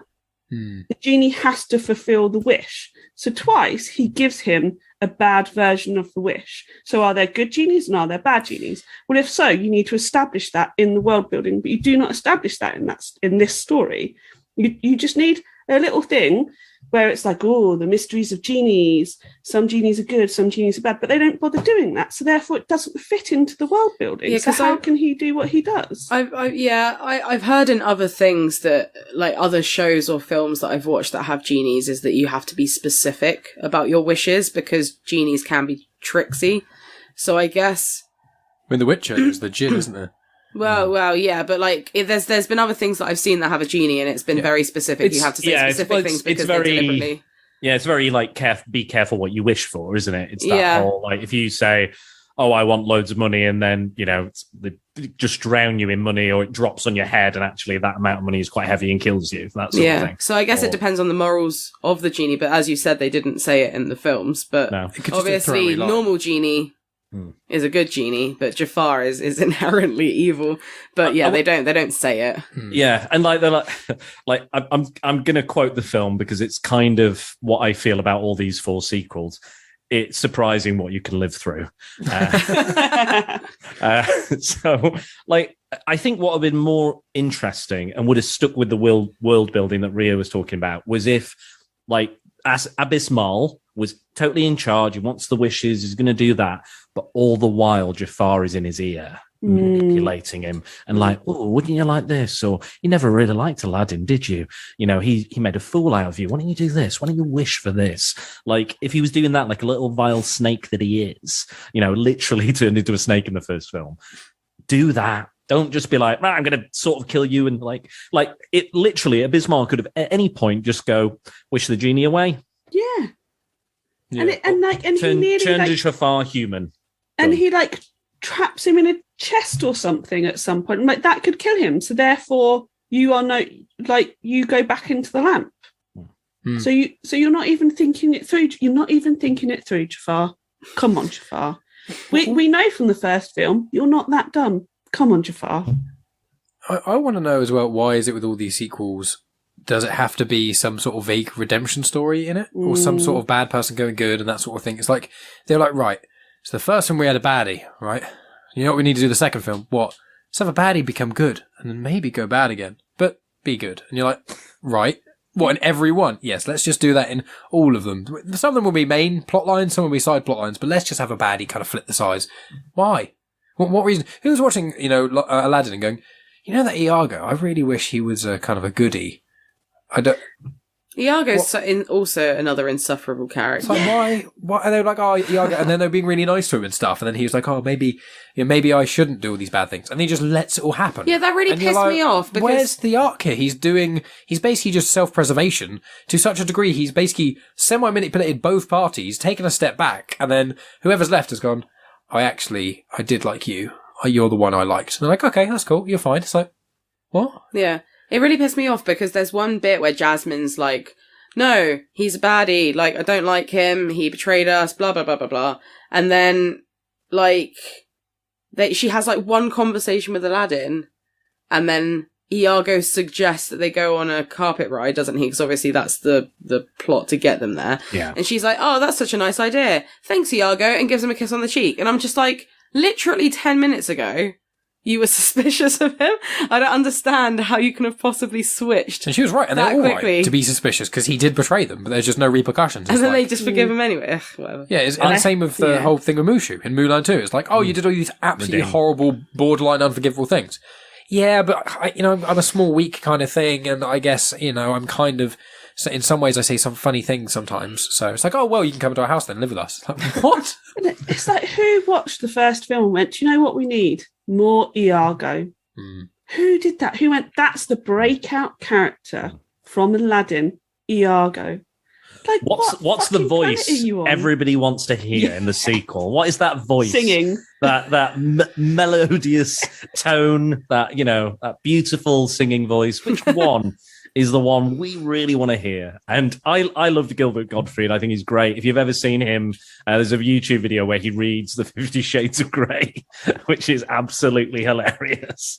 I check him out. He's really funny. And sadly, no longer with us. Recently died. Yeah. And you know what? Like, there is some cream of the crop voice acting talent in this one. I will say you've got Jim Cummings, who was Winnie the Pooh. You've got Dan Castellaneta playing the genie, which I think. Obviously, he's not Robin Williams, but he sounds quite Homer-y at certain points, because he's Homer Simpson. For listeners who think I'm saying, I just realised how that may have sounded. He does sound a bit like Homer Simpson. He is Homer Simpson, so he plays Homer Simpson. And even his clown laugh is Krusty. That clown laugh he does when he's the Jack in the Box. And there's a lot of stuff in there, and there's some offensive stereotypes very much in his song. But I'm really interested to hear what Ria thought of Jasmine, because in the chat she was like, "What have they done to her?" So angry. They've improved her, haven't they, Ria? She's even better in this film. She's so much better. I really love what they've done with both her character and how she looks. I really love how they've slimmed her down and made her sexy, and she spends all of her time snuggling up to Aladdin and going, oh, Aladdin, look at my big eyes and my boobies as I look into your face. Oh, look at my sexy bottom as I swish around. Oh, Aladdin, I love it. It's my favourite. Fuck off. Fuck off. She's so... Say Iago's insufferable. She is insufferable. It just made me so... I hate how they've made her all sexy. And the animation in this film is so poor in general overall, but her animation, they've clearly gone, nah, just a sexy brown woman. That's all we're doing with her. We're not going to do anything else. What we're going to do is when she walks around, we're going to make her hair swish all around constantly. Why is her hair swishing around so much constantly? Oh yeah, it's sexy. It's sexy. And the voice acting in this awful. So both Aladdin and Jasmine, I don't know why they've said to them, can you do a slightly New York accent? I don't know why they've said that because it's fucking weird choice. They've asked Linda Larkin to do, or maybe she decided herself, but like this weird, weak, sexy Marilyn Monroe voice. I'm like, that is not Jasmine. That is not her from the first film. Jasmine in the first film is not perfect. She's pretty fucking awesome, let's be honest. But she's not perfect. But she's certainly not like, she does not spend, we know she doesn't spend her time sidling up to men going, hi, I love you, sexy, sexy. She does the exact opposite. She goes, you're all annoying. You're all bleh. I don't want any of this sappy stuff. I want to go and be me. I want to find somebody who's my equal. And they take that away from her in this film. This whole thing where he's being made, I can't even remember what the job title. The Grand Vizier. Thank you, the Grand Vizier. And she's like, oh, Aladdin, I can't wait for you to be the Grand Vizier. Jasmine would not be putting up with that shit. She'd be like, I'm sorry, did you earn that place? I think I should actually probably be the Grand Vizier. That's what Jasmine would be. She'd be like, that's the role for me, because you clearly can't keep any of your shit together, Aladdin, and I can. So why am I not in that role? So, she was an actual feminist. She still ended up marrying Aladdin. Blur, let's not talk about that. But in terms of what she wanted, I would not marry Aladdin. Dude is a loser. And he lied to her, like at the start, like the first thing he does. Drives me fucking mad, that does in that film. Such a weird lie as well. It's like, why, of all the lies one can tell to your partner about serious issues, okay, risk your entire relationship over, you choose that. It's like, I'm hiding a parrot in the garden. Yeah, it's like, what? You've got Iago in the cage. That's all you've got. What, the baddie? All you need to go is... That sounds like a euphemism, I think.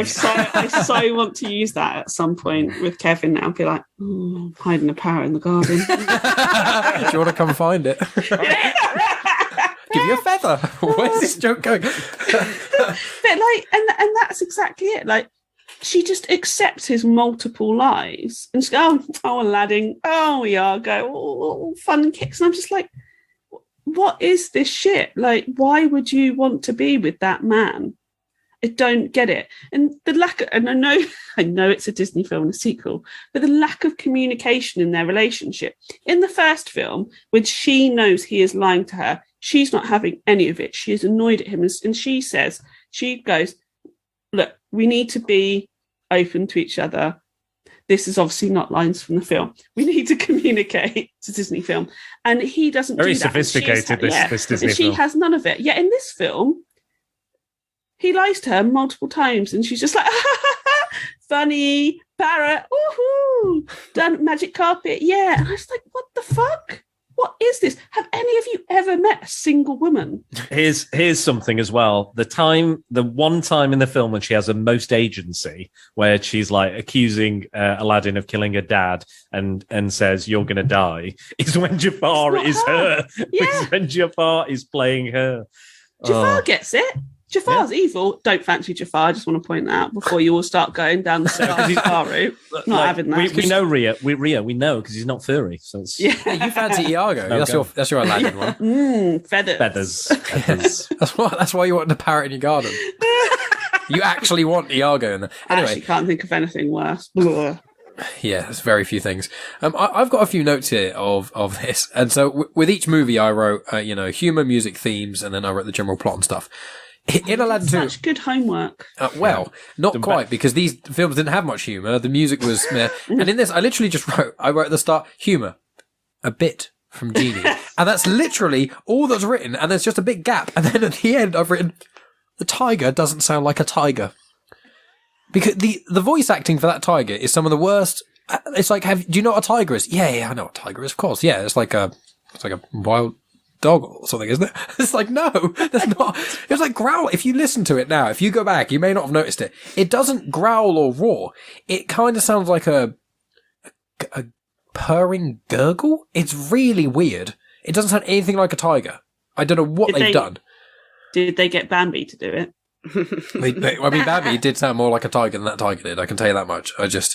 And also, you could tell the voice actors. I know that a lot of the time, voice actors will record things without other people around them and things, but you'd expect they weren't within 100 miles of each other. No, you could tell that from the interactions, but also because the Sultan and Aladdin pronounced Vizier completely differently, and it was really jarring. It was like, I want you to be the Grand Vizier, and he was like, oh yes, the Grand Visor. It's like, I will be the Grand Visor. Yes, you'll be a great Vizier. Yes, I'll be the Grand Visor. And it's like, you two, if you were saying that to the Sultan, he'd look at you and go, what are you saying it like that? But no, they're just like, and that moment I was like, yeah, you can tell. And from that point, which is quite near the start, you notice that every line of dialogue has been edited in the way to make it sound like actual dialogue. There's no one in the Disney studios, when you see the behind the scenes stuff of some of the things and people interacting and having a laugh. None of that. They're just sat, in the corner of the waiting room, waiting for people to leave the booth to go in there and talk at the thing for ages. It was, there were moments, like, I'm not saying the people who were doing it were necessarily at fault, but it was, I feel like, there was no overseer. There was no one at the voice actor place to say, all right, maybe for this one, when we get this character to record 90% of their stuff here, and this character 80% of their stuff there, but in these times where they're having an actual emotional or important conversation, let's just have both actors in the room at the same time talking. And also, let's just make sure they both pronounce the words they're saying. It's not even separate. It's not like in a different time or anything. It's literally saying it to your face and you saying it back to me the next 3 words you say, and it's completely different. And it's like, if your job role is to be the vizier of the Grand Sultan, you would have to know what your job, you'd know how to pronounce it. You couldn't be the Sultan's vizier and be calling yourself a visor or a vizier. It really annoyed me. Really? More than I realised, actually. I didn't Do you remember at the beginning of the pandemic and ongoing into the pandemic when all of the voiceover artists and actors had to lock themselves in cupboards and cover themselves with blankets and just be there with a laptop and a microphone to be able to continue doing their work? I feel that's how the voice acting in this film was done, but worse somehow. In a vacuum, yeah. Phone call.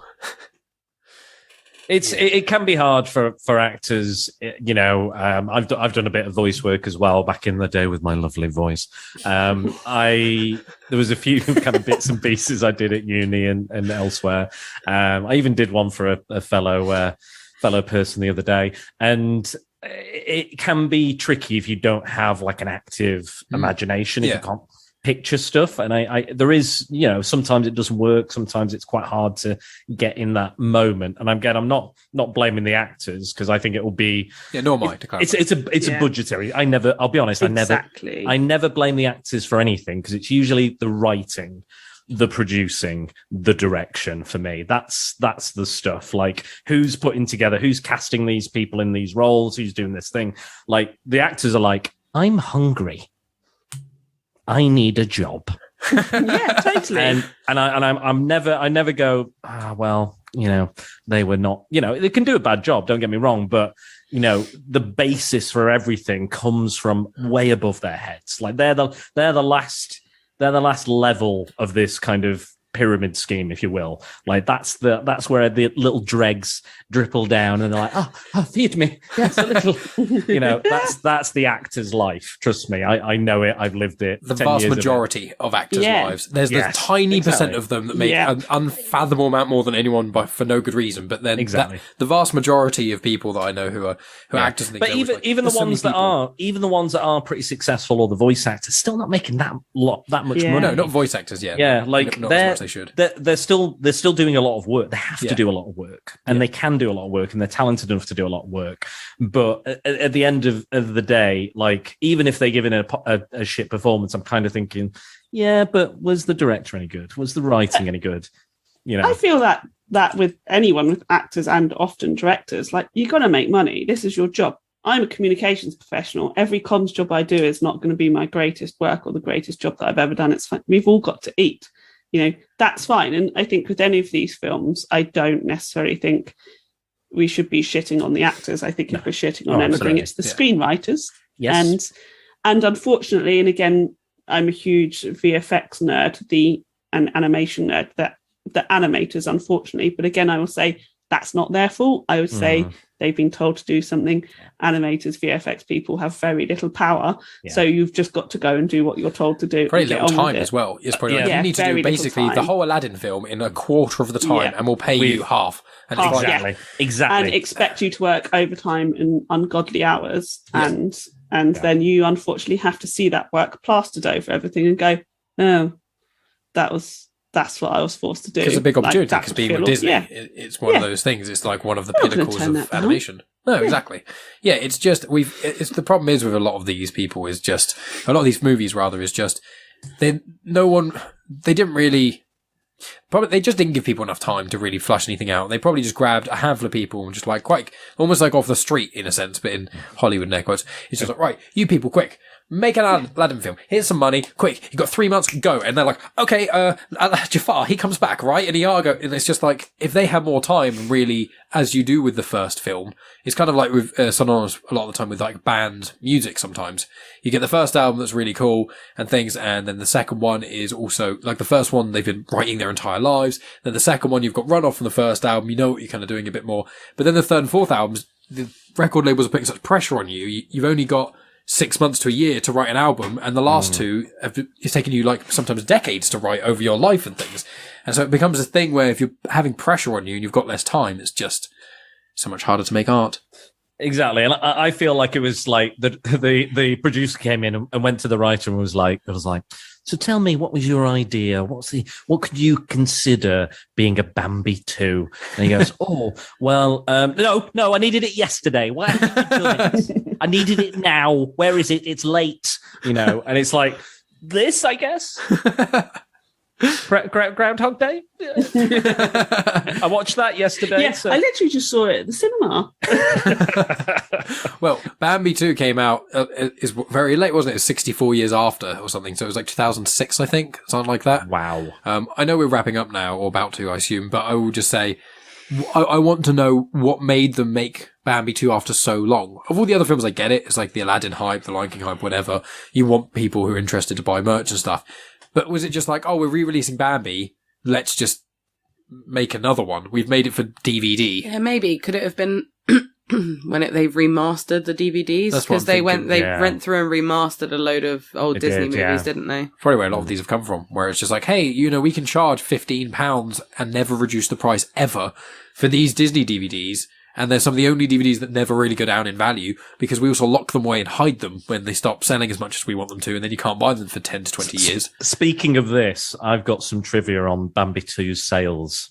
I'll go for it. The DVD sold 2.6 million copies. Wow. Is that a lot? Like that for a direct-to-video DVD Disney sequel, even a Disney sequel, that's pretty good numbers. If you think they made a couple of quid on each one, then that's several million. That's straight to DVD, so it wasn't in the cinema. No. Right. But a lot of it's overhead because you have to pay money to get in the cinema. Still, they want to spend a ton on it to make it because it's Bambi 2. So they probably made a shit ton off Bambi 2. Wow. I can imagine. Yeah. So that's mental. So I think a movie or animated, whatever, that's still like a genuine success story. Yeah. And it's worth it because I loved it. I did love it. I thought it was pretty good. You won't return to it. You loved it, but you won't return to it. I'm probably not. Maybe. You'll return to Jafar to it. I think maybe when we have kids and stuff. Oh, nice. Thank you, everyone. That's funny. Maybe when we have kids, I might show them Bambi 2. We'll do the thing. We'll do a Bambi thing. We'll play Bambi, pause halfway through, put Bambi 2 on, and then be like, why is the audio changing? Why is Bumper talk quarter of the speed now? Don't worry about it. He hit his head off screen. Don't worry. Do you know what Jafar's surname is? Oh, no. Oh. Cake. I knew that's what I was going to say. For God's sake. Right, okay. On that note, is funny. On that note, I think we should rank them all. Let's just move on. Pretend that didn't happen. Are we ranking them together or personally? Oh, gosh, I was going to say personally, but maybe we could do it together. Let's have some hot debates. So, worst one. I'm sorry, Return of Jafar. I'd say either that or Mulan because I think Mulan too. For me, I think Mushu is so bad. Yeah, I think I disliked Mulan more than I dislike Mulan more as well. Iago, sexy Jasmine, Aladdin's a dick. Oh, wow. All valid points. All very valid one, points. You win. It's just what win. watching experience. If I had to watch one or the other, I'd rather watch Aladdin 2. If I had Oh to my watch God, one I am than never Mulan 2. watching Aladdin 2. If I die and go to hell, it's been forced to watch Aladdin 2 over and over again. It's just Iago's 2 songs on repeat forever. Yeah. And then when you start forgetting, they'll change the pitch of it. So it Just go up a semitone. You know what it is, Ria? It's just going to be Rafiki pushing your head closer and closer to the screen. 102-year-old Rafiki. but he's Not like even then, it'll be even older, like 250-year-old rotting, Rafiki. like a rotting baboon. He's in hell, Rotting so it doesn't really baboon matter, hands. I guess. Oh my lord! For all eternity. I mean, Ria, you are Fine, technically you've all overridden. you're the me. host on this. You've You all could just overridden override me. us with the authority. of Yeah, being the sure. host. If you want. No, you know me. I'd never do that. Come on. Well, I think all you've of got. you. That silence. Fuck off. Group consensus, you bastards. Okay. Fine. Okay. Fine. Mulan 2. Mulan. I think It's like it half a is. point I think in it it, is like, close. I think both of them are very close to being Yeah. the worst. I have to agree. I think it's just there on the razor's edge. But I would choose Aladdin over it. Mushu is more unbearable than Iago, I'd say. And that's kind of the cincher there, is like, the Jasmine stuff is bad, but I completely forgot because she faded into the background because she was so unimportant to anything. She was I know the problem is that she's not being used as a person, but she's so much almost an object in the film because she's just got no agency or anything to do with her. That's exactly I basically, what it is. she was almost like, you could have just taken her out of the movie. And that is a big problem. But in a watching experience, I was like, I wasn't offended by that because I forgot she existed. It was like I was watching the She film. was barely in it, really. She Yeah. wasn't really in it Whereas, much. and Iago was quite annoying and stuff in that film and all the other things, but I just found Mushu was unfathomably unbearable. And not only was it annoying, but it actually ruined Mulan for me a little bit. Watching Mulan 2, it made Mulan worse. So I'm like, oh, if I keep this canon in my head, which I don't know if I will, Mushu's an asshole, and then Mulan loses it's not kind of agency, but it's just kind of a bit pithy. I did feel watching Mulan 2, I did feel like Cricky the whole way through. You know how Cricky just spends the whole time shrugging, being like, what are you doing? Shrugging. That's how I felt about Mulan 2. Yeah, just Ugh. Like, you know what I didn't notice about the first one, but I noticed about this Mulan is that she's constantly got blusher on, and that made me uncomfortable. Yes. I think it It's made really me. irritating. I was like, she doesn't need the blusher on. Like, she didn't have it in the first film when she was male, you know. Yeah. But now she's female. She has to have the blusher on. No, she doesn't. Yeah. It made me feel a bit weird about it, and I honestly know that'll be a producer's thing. Going, we got to sell these dolls. We've got to sell what girls want the dolls the way they look like this, and this is how they got to be. And no, not that. That made me uncomfortable as well. That was one other little. It's a tiny niggle, but it still made me uncomfortable. No, I agree. Do you remember when they made Meredith sexy? I When they do, brought out yeah. the doll? Yeah, we talked about it on Something like me that. and Natalie's 4-hour feminist podcast. We talked about that for a little while. Yeah, that was one that made people very mad, and I agree with them. I agree with the madness. yeah. Okay, so worst one, fine, Mulan 2. I mean, third is Return It's of got to be Jafar. yeah, it's Yeah, got to be yeah. Aladdin 2, yeah. yeah. How much is it going to be like? I Mike, what are you going to say next? Which one are you saying? It's the second one. Which one? I think Lion King is the best of them. I agree. liked Bambi more, I think, a bit, but it might be because it was short and I watched it in 2 parts, and it was, Patrick Stewart's voice, but I think the Bambi 2 is a weaker film all round. And like Lion King 2 felt the most like an actual sequel that wasn't, it's all money grabbing, but it felt the least money grabbing-y. It was just like, this felt like we're making a Lion King franchise, we're making a trilogy. This kind of felt like that. It was like, it didn't feel shoehorned in. It was like, oh, Simba's got a kid. It was like its own working story, even though it was very flawed. Whereas Mulan 2 was just like, we need to think of a story that isn't really a story. And then like Bambi was like, let's pigeonhole story into this bit.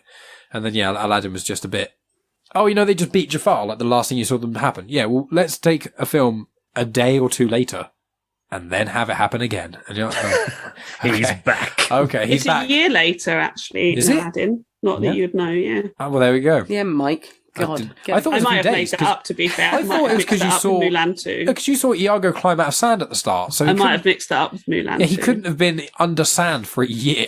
Yeah, And- Mike. Can I go back? Look at that. I want to go back Let me have a to. look. There's another niggly thing I had with Mulan 2 as well.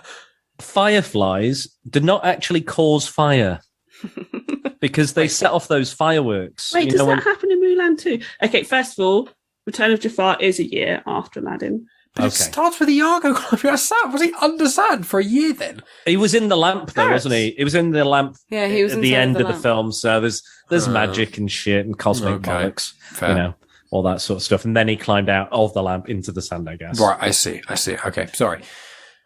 Mike, don't apologise. It's utter nonsense. No, I meant sorry because I interrupted either you or Ria speaking to say that. No, it's utter nonsense, is what I'm saying. What I'm explaining, I'm like, silly Mike, you've got it all wrong. This is No, your timeline of Aladdin. this is the lore of Aladdin. You stick to your lightsabers and your kyber crystals, You and we'll know about that. We'll know about the parrots and the lamps and how they work and how old Rafiki is. That's our expertise.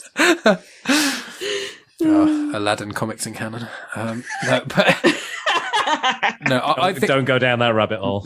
Oh God, no. I think Lion King 2, Simba's Pride could stand alone as its own film. Yeah. It doesn't need the first one to be its own self. I don't know where that sentence was going, but you know what I'm getting at. It might And I almost think work that's why better. it works. It almost might work Yeah. better if you showed kids Lion King 2 and then Lion King 1. I think that would actually work quite well because I think where Lion King 1 is better, but the plot is basically the same. Because then you have to be like, well, this is back in time. This is Simba now when he was a kid. You show kids anything and like prequels and things. You know, don't I explain it if can't they. wait for you to have children. You can show and- kids anything. I mean, I grew Here up you with go, Jimmy. I Here's grew the up with boy in the Star Wars. striped pajamas. First of all, you guys calling your kid Jimmy is my favourite No, we're thing that's calling ever him. happened. We're calling him Bert. I don't know why Jimmy was the We're calling name. him Bert. Bert Burton. That's what we're No, doing. we're not calling our Bertie child. Burton. We're not calling our child Bertie Burton. Bert, and he gets called Bertie by his friends. BB. It's Bertie Burton. Yeah, triple B. A threat. I'm not calling our child Triple B. Hey, Triple B. Be cute. Triple B. Anyway, children. No, you can. Like, I grew up with the prequels, so that's my. I've always had Star Wars with like time going back. So I guess I'm just one of. That's the problem. Me, I'm like kids You're will understand. I did. Yeah, I understood what a prequel was before. Yeah, they called the prequel trilogy. I got that. I'm not an idiot. Understand? Sorry. Dear. What I will say about Lion King 2, I've got more hot takes. Trying Don't to worry. wrap this up. Yeah, sorry, but I've got things to say, so I'm going to say them because I'm an arsehole. Why did he looks exactly like Scar? Why wasn't he Scar's son? It's so weird. Yeah, it's jarring. I feel like he was up until he wasn't. Like, Yeah. because he has the scar, he has the Well, same. yeah, you know, they do it in colour, exactly the same He texture. gets the scar. Yeah. Yeah, he gets the scar. He's literally in that dream as Scar, and then he transforms into him, and Simba's like, oh shit, he is just like Scar, you know. And it's almost like, oh well, if he's Scar's son, then he's definitely evil. You know, it's like that's how evil works. Genetic evil. You're just born evil, just like your dad. And that's what the whole kind of thing is like, oh, what if I'm just like Scar? What if I'm evil? What if I'm wrong? What if I'm bad? And it would have worked so much better if he was just his son and Yeah. Zira could be the mum. It didn't need to not be. Because it was like, it's really awkward where they're like, he's Scar's heir without being fathered by him. He just kind of looks like him, but he's not. Even though his. he looks exactly like. Because that's one of the things that I said to Mike at the beginning of the film. I was like, but you don't. First of all, you don't even see Scar hanging out with lions. Like, you only ever see that's him a with good point. hyenas. And then I was like, and you definitely don't see him with females until at the end when he's like, where's my food? Like, otherwise, you don't see him with any other lion. So I was like, well, why does he have a kid? And then it was like, well, he's not his kid. And I was like, I'm so confused. Because when he was king, surely understand. that's when he would have been. He like, would have, yeah. It's kind of He'd like been Mufasa's the shagging only. around, right? Yeah, it's Yeah. like it's one lion. Is it one Yeah, but- male lion normally to Yeah. several? Yeah. And that's kind of like what the whole Mufasa thing was. It was like, oh, and I kind of thought that. I was like, oh, so they're making a big fuss about Simba, but wouldn't Totally Mufasa loads make of them, yeah. lots of the other ones? Why is Simba the And, special and one? Simba and Nala clearly are half brother and sister. Game of Thrones, yes. Game of Lions. That's what the third one's about. The third one is about. No, I'm not going to go down that. Nobody wins the game. Can you feel the incest tonight? Well, that's the promo for this, then, isn't it? Nice. Then you've just got Rafiki pushing siblings together. All of them. He's a dirty, dirty baboon. Rafiki at 5,000 years old. Yeah, he can never die, and he's just bored. He's just like, I like to watch. Watch and create. Anyway. I'm bringing people together. I'm so sorry I made us watch these films. I regretted it. Almost instantly. You know what? I think the discussion has been far more enjoyable than any of the films. Yeah, and longer as well, because all the films are really short. So. This discussion's gone on longer than I thought it was going to be, because I've got no notes. I was like, I hate them all. It's like a stream of consciousness has poured out of us, all of us, in our own way. But yeah, I think we've all agreed. So the ranking was Lion King 2, number 1, the best, then Bambi, then Return of Jafar, and then Mulan 2. Yeah. Both of which can just be wiped off the face of the earth, thanks. Yeah, we can give them both Mulan and Aladdin 2. A strong avoid for those. Yeah, for anyone listening, there's really with all of these, I would say maybe it was Lion King 2, it's fairly inoffensive. Bambi 2 is if you love Bambi 1, I'd say watch Bambi 2, but it's not, you're not going to watch Bambi 2 and go, oh my god, that changed no, it's not, it's just like an hour of I also have a deadbeat dad. But yeah, these sequels, unlike some of the Pixar ones or some of the more modern ones, pretty much all of them are just like, they're not a must watch by any stretch of the imagination. There's not really any point to watching any of them. And even us doing it for a laugh or doing it for this podcast, it was kind of like, I don't even really want to watch these anymore. And it's put me off watching any others. Oh no, I'm so sorry. I thought it'd be hilarious. Joke's on me, hey?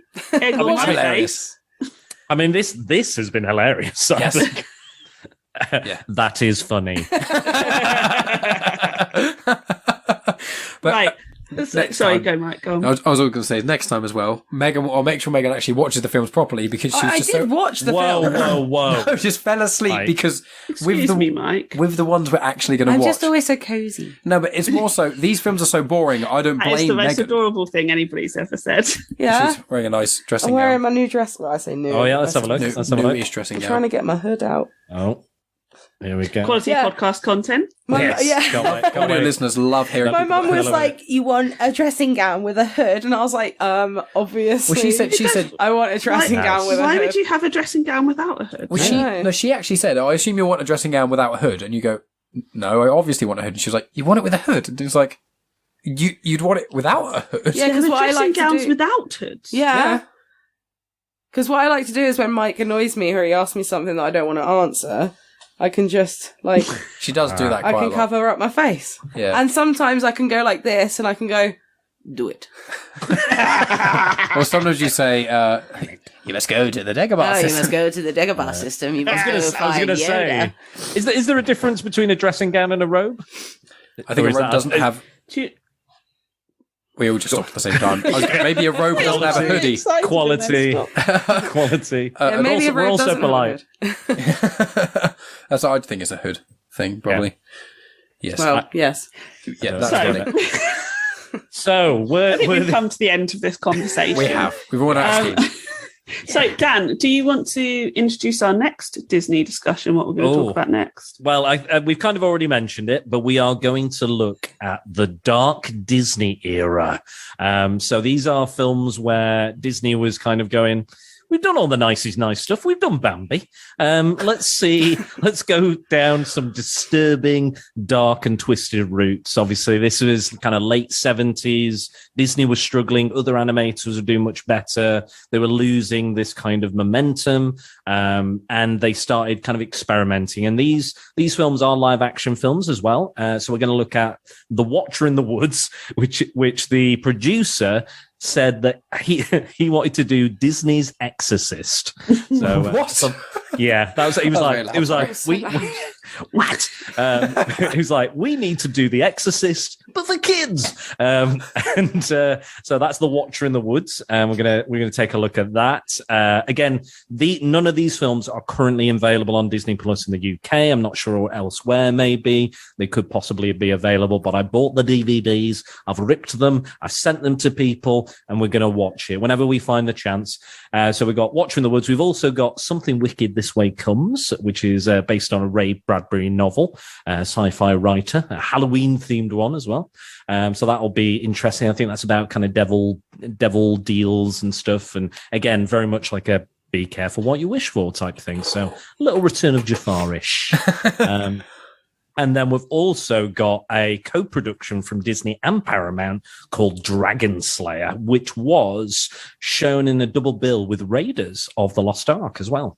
Really? Yeah, back in the day. So it's not, again, none of these are necessarily kid-friendly, which is probably why you won't find them on Disney Plus. And you know me, I like my obscure, out there, unusual films. So we are going to look at those. Megan, feel you have the permission to fall asleep. Don't worry, Mike's going to watch anyway.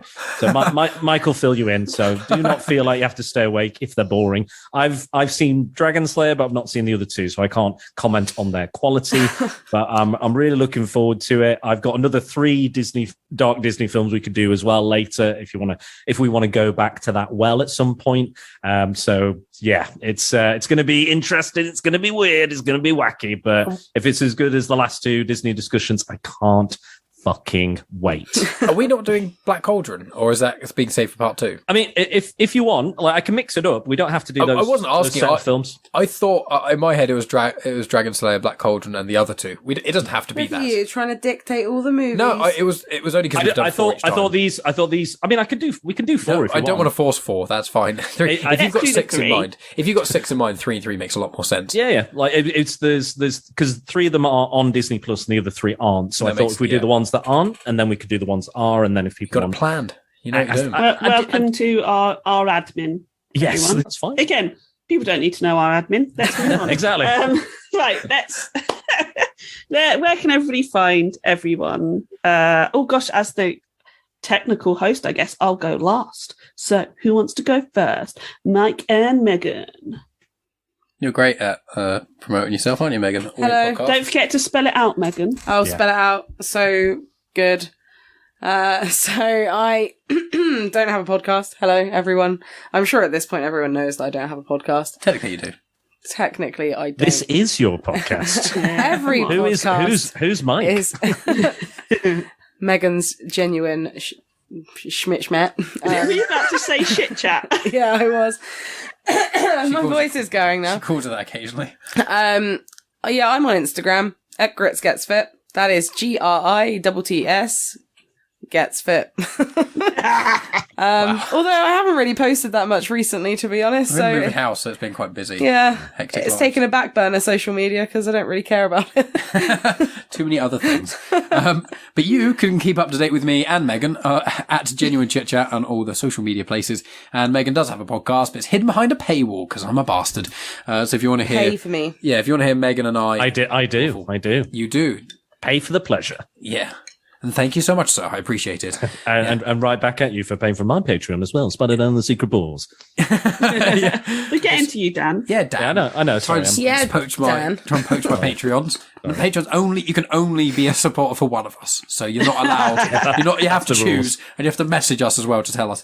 But anyway, no, it's yeah, if you want to hear from Megan and me review movies and all sorts of other stuff and waffle on, talk about road trips and holidays and stuff we've been on and things, and also me review other stuff like Star Wars books and non-Star Wars comics and etc., then you can support us on Patreon for as little as £1 a month. And you get access to lots of stuff. What a bargain. I know. It's a very small amount of money if you have that disposable. Don't give any to Dan. And, just... I'm pretty sure mine's more expensive anyway. and I probably do less. I mean, mine's every single week. Once I've even realised with bigger Patreon people like Scroobius Pip, shout out, I know he listens, I wish. But he doesn't put on as much Patreon content as I do. And so I'm just saying, every single week I make an effort, sometimes twice a week. Something. Yeah, more than that. Get on the Tom Hanks season. That's been my favourite so far. Especially your episode on Big. That was my favourite. The number one, the free one that people can go check out at bit.ly/TomHanks1. Type that into your browser of choice. Get to hear it for free. Oh my god! Nice little taster. Sorry, I'm now really badly waffling. Don't go for the free one. Go for the pricey one. Go for the one you have to pay for. That one is very good. I guess I'm passing it to Dan now, passing the baton. Okay, Spider-Dan and the secretballs.com. Basically, that's everything. It's all there. All my collaborations with Ria, her podcast is on there. I've done the Mike's podcast as well. That's on there, and the Disney discussion is on there as well. All the social media links and everything. So that's Spider-Dan and the Secret Balls, BORES.com. So go there and you'll see a lot of weird and wacky stuff, much like the Disney films, the dark Disney films that are on their way. Lovely. And then that's just me, Ria Carrogan at Ria Carrogan. I'm not going to spell it. I'm a mystery. Or find me at Fem on Film. Again, not going to spell it. Nobody come and enjoy my content. I'm too busy being mysterious. I'm going to get a cape and that's it. Not a mask, Should we get a just mask? a cape. You're mysterious with just I a don't know cape. where else. Lando Calrissian. Just a cape. I had no Just a idea cape. where else. I'd love to just a swan around robe, in a cape, robe or a though. dressing gown. That'll do. Yeah, with a I hood. reckon Ria and I would make a great like superhero duet. Agreed. Duo. And duet. Do you sing your own theme song? We can duo and duet. You sing your own theme song while you're fighting crime. Yeah. Can't wait. Can't wait. I'm sold. I'm totally sold. Wonderful. Right, thanks everyone. I look forward to talking about hopefully some better films. Yes. Jesus Christ. We that's all up to you, Dan. We're relying on you for the weird and wonderful Disney. If they're not good, there'll be something to talk about, I can guarantee. Wonderful. And that is where we'll stop.